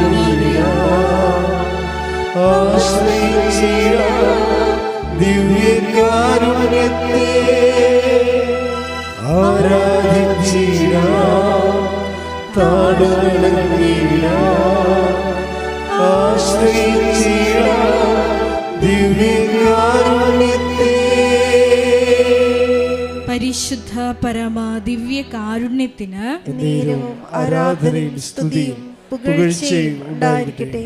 പരിശുദ്ധ പരമാ ദിവ്യ കാരുണ്യത്തിന് ആരാധനയും സ്തുതിയും പുകഴ്ചയും ഉണ്ടായിരിക്കട്ടെ. പരിശുദ്ധ പരമാ ദിവ്യ കാരുണ്യത്തിന് ആരാധനയും സ്തുതിയും പുകഴ്ചയും ഉണ്ടായിരിക്കട്ടെ. അമ്മേ പരിശുദ്ധ അമ്മേ, ദൈവമാതാവേ, 2004 ഡിസംബർ 7-ാം തീയതി ഉച്ച കഴിഞ്ഞ് 2:30 കൃപാസനത്തിൽ സംഭവിച്ച അമ്മയുടെ പ്രത്യക്ഷപ്പെടലിനെ കുറിച്ച് തിരുസഭയ്ക്ക് സമർപ്പിച്ചിരിക്കുന്ന പഠനരേഖകളുടെ മേൽ വസ്തുനിഷ്ഠവും ദൈവശാസ്ത്ര വിധി പ്രകാരമുള്ളതുമായ അന്വേഷണ പഠനങ്ങൾ നടത്തി ആ പ്രത്യക്ഷപ്പെടലിലൂടെ പ്രകടമായ ദൈവമാതാവിന്റെ പ്രത്യേക കരുതലും സംരക്ഷണവും വെളിപ്പെടുത്തുന്ന പീഡിതരുടെ ആശ്വാസവും പ്രവാചകന്മാരുടെ രാജ്ഞിയും വാഗ്ദാനത്തിന്റെ പേടകവും പ്രപഞ്ച പ്രകൃതിയുടെ മാതാവുമായ പരിശുദ്ധ അമ്മയുടെ ഭക്തി തിരുസഭയിൽ കൂടുതൽ പ്രചരിച്ച് ജീവിതത്തിന്റെ ദുരിത ദുരന്ത അവസ്ഥകളിൽ അകപ്പെട്ട് കഴിയുന്ന അനേകായിരം മക്കൾക്ക് ദൈവത്തിന്റെ സാന്നിധ്യവും സന്ധിപ്പും കൂടുതൽ അനുഭവിക്കുക വഴി ആത്മീയ വിശുദ്ധിയും ദൈവശക്തിയും കൈവരിക്കുവാൻ ഞങ്ങളുടെ കുടുംബങ്ങളെ ഇടയാക്കണമേ. സ്തുതിച്ചു പ്രാർത്ഥിക്കാം. Hallelujah, hallelujah, hallelujah.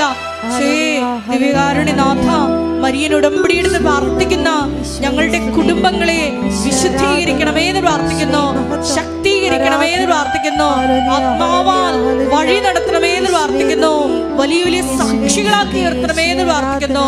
Hallelujah, hallelujah. ദൈവപിതാവേ നന്ദി, ദൈവപിതാവേ മഹത്വം, ദൈവപിതാവേ ആരാധന.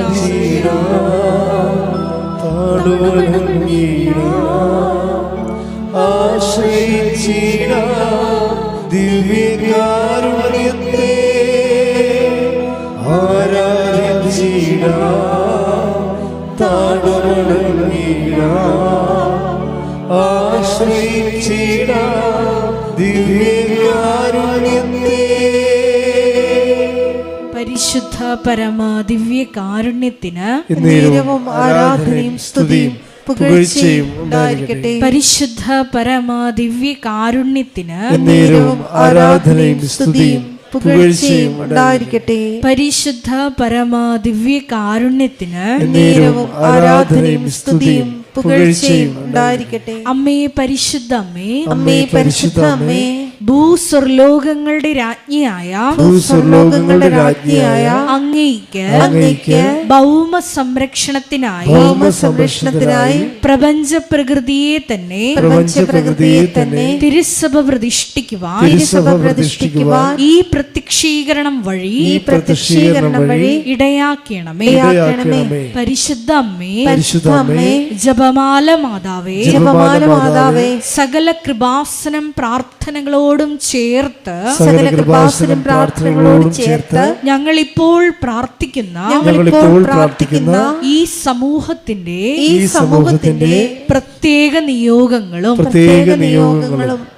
മൗനമായിട്ട് നമ്മുടെ വ്യക്തിപരമായ പ്രാർത്ഥനാ വിഷയങ്ങളും സമാനമായിട്ടുള്ള ജീവിത ദുരിതങ്ങളിലൂടെ കടന്നു പോകുന്ന മക്കളെയും കൃപാസനത്തിൽ ജീവനോടെ പ്രത്യക്ഷയായ ദൈവമാതാവിൻ്റെ മധ്യസ്ഥയിൽ ദിവ്യകാരുണ്യ സന്നിധിയിൽ സമർപ്പിച്ച് നമുക്കൊരു നിമിഷം പ്രാർത്ഥിക്കാം.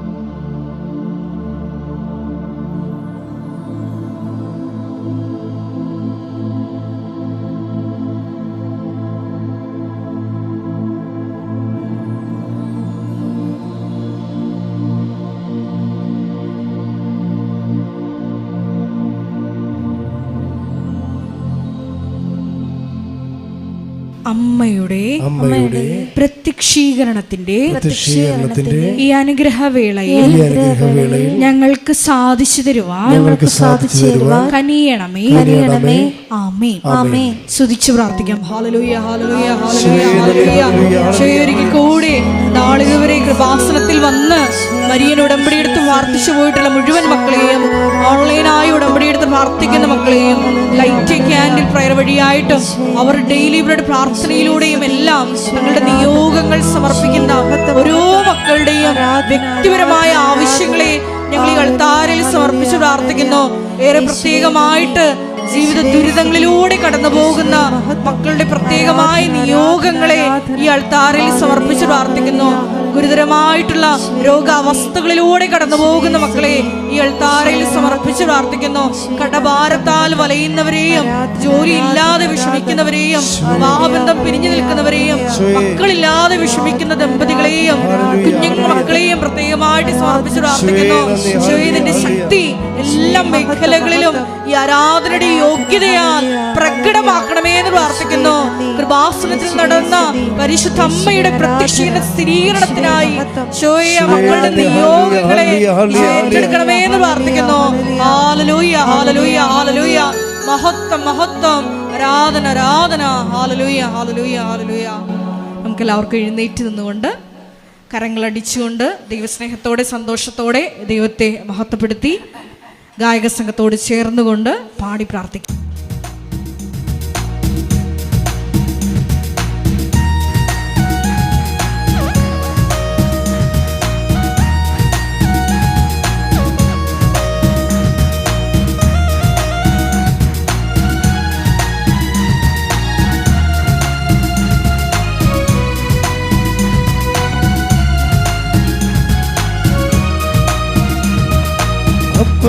അപ്പസ്തോലനാരാധിച്ചൊരു പരിശുദ്ധാത്മാവേ, വിശ്വാസത്താൽ അങ്ങേ ഞങ്ങൾ ആരാധിക്കുന്നു. അപ്പസ്തോലനാരാധിച്ചൊരു പരിശുദ്ധാത്മാവേ, വിശ്വാസത്താൽ അങ്ങേ ഞങ്ങൾ ആരാധിക്കുന്നു. അപ്പസ്തോലനാരാധിച്ചൊരു പരിശുദ്ധാത്മാവേ, വിശ്വാസത്താൽ അങ്ങേ ഞങ്ങൾ ആരാധിക്കുന്നു.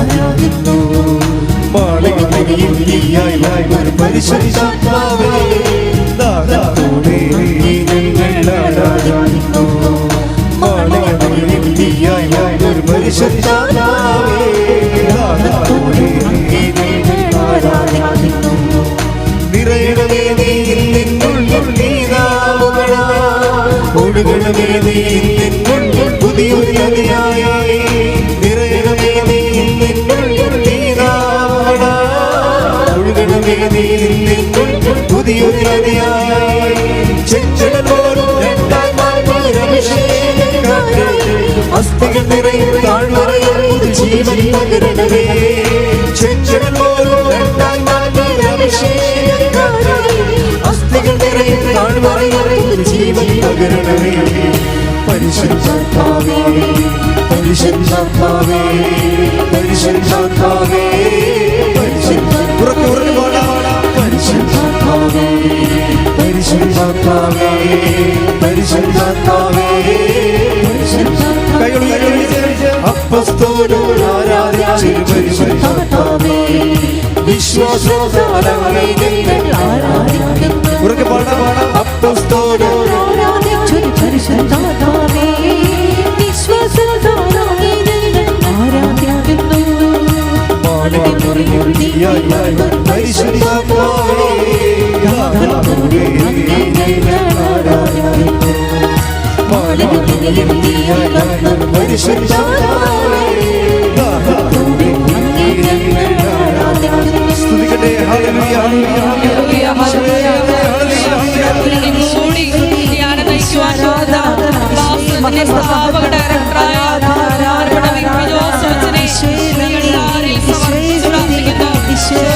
ഞങ്ങൾക്ക് വചനം നൽകണമേ എന്ന് അഭിഷേകം നൽകണമേ എന്ന് സാക്ഷികളാക്കി നിർത്തണമേ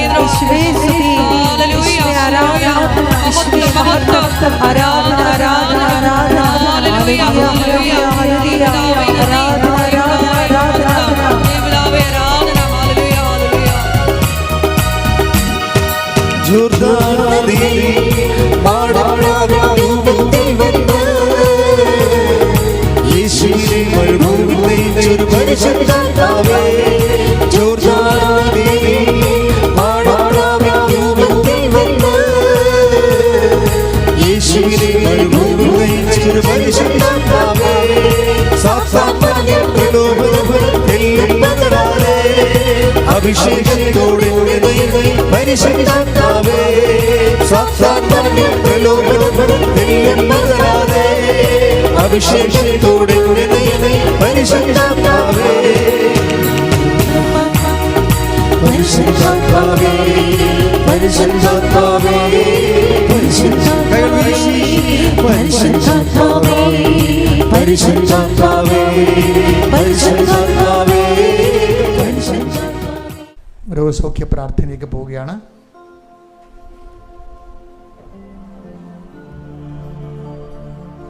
വലിയ നല്ല സമയമാണ്. രോഗികൾ അവരുടെ രോഗമുള്ളിടത്ത് കൈകൾ വെക്കണം.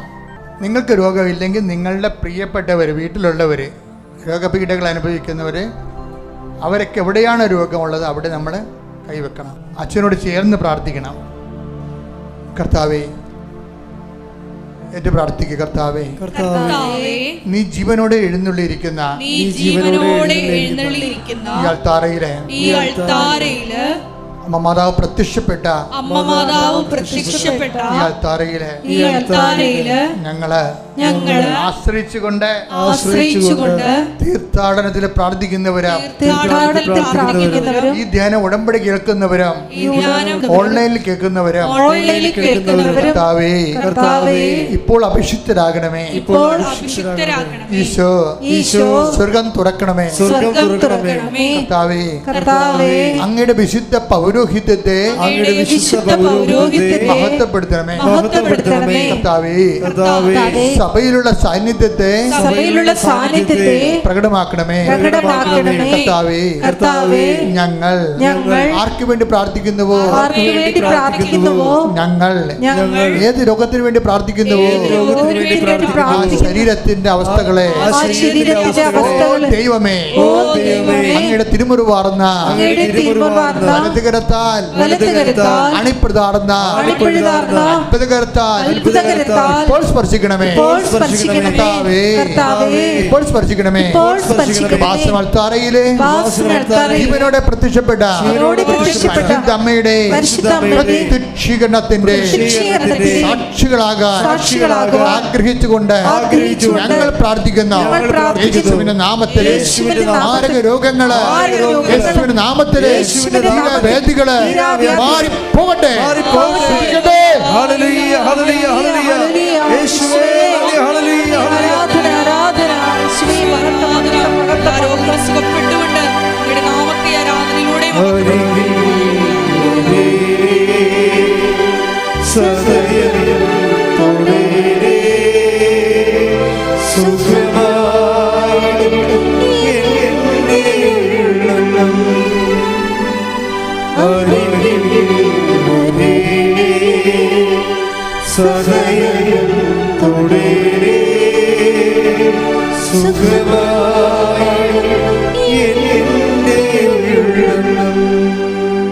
എൻ്റെ മക്കളെ, ജോലിയില്ലാത്തവര്, ഭവനരഹിതര്, പല പല പരീക്ഷ കഴിഞ്ഞതിന് ശേഷം അതിൻ്റെ റിസൾട്ട്, അനുകൂലമായ റിസൾട്ട് വെയിറ്റ് ചെയ്യുന്നവർ, ചില സ്കൂളുകളിലെ കോളേജുകളിലും അഡ്മിഷൻ കിട്ടാതിരിക്കുന്ന മക്കൾ, അവരുടെ മാതാപിതാക്കന്മാർ, വിസ പുതുക്കി കിട്ടാൻ വേണ്ടി വേദനയോടെ പ്രാർത്ഥിക്കുന്നവർ, അവരുടെ മാതാപിതാക്കന്മാർ, ആ മേഖലകളിലെല്ലാം സാമ്പത്തികമായ ബാധ്യതകൾ, ജപ്തി നടപടികൾ, കടങ്ങൾ, കേസുകൾ, വ്യാജ കേസുകൾ, ആ മേഖലകളിലെല്ലാം കർത്താവിൻ്റെ കൃപ ചൊരിയാൻ വേണ്ടി അച്ഛൻ പ്രാർത്ഥിക്കുന്ന സമയമാണ്. എൻ്റെ മക്കൾ ഇടിമുഴക്കം പരിശോധിച്ചുകൊണ്ടിരിക്കട്ടെ. കർത്താവിൽ നിൻ്റെ ഉന്നതമായ നാമത്തിന് സ്വസ്ഥം ചെയ്യുന്നു. കർത്താവിൽ നിൻ്റെ വിശുദ്ധ പൗരോഹിത്യത്തെ മഹത്വപ്പെടുത്തണമേ. കർത്താവിൽ സഭയിലുള്ള സാന്നിധ്യം ദൃഢമാക്കണമേ. ജപ്തി നടപടികൾ, കർത്താവെ ജോലിയില്ലാത്ത അവസ്ഥകൾ, വിദേശ ജോലികൾ, വിദേശ യാത്രകൾ, വിസ പുതുക്കി കിട്ടാത്ത അവസ്ഥകൾ, വിവാഹം ഒത്തുവരാത്ത അവസ്ഥകൾ, മക്കളില്ലാത്ത അവസ്ഥകൾ, ജീവിതമാർഗം മുട്ടിപ്പോയ അവസ്ഥകൾ, വരുമാനമാർഗം അടഞ്ഞുപോയ അവസ്ഥകൾ, യേശുക്രിസ്തുവിന്റെ നാമത്തിൽ എല്ലാ ജീവിത ദുരിതങ്ങൾ, ജീവിത തടസ്സങ്ങൾ കർത്താവിൻ്റെ നാമത്തിൽ മാറിപ്പോകട്ടെ. Hallelujah, hallelujah, hallelujah.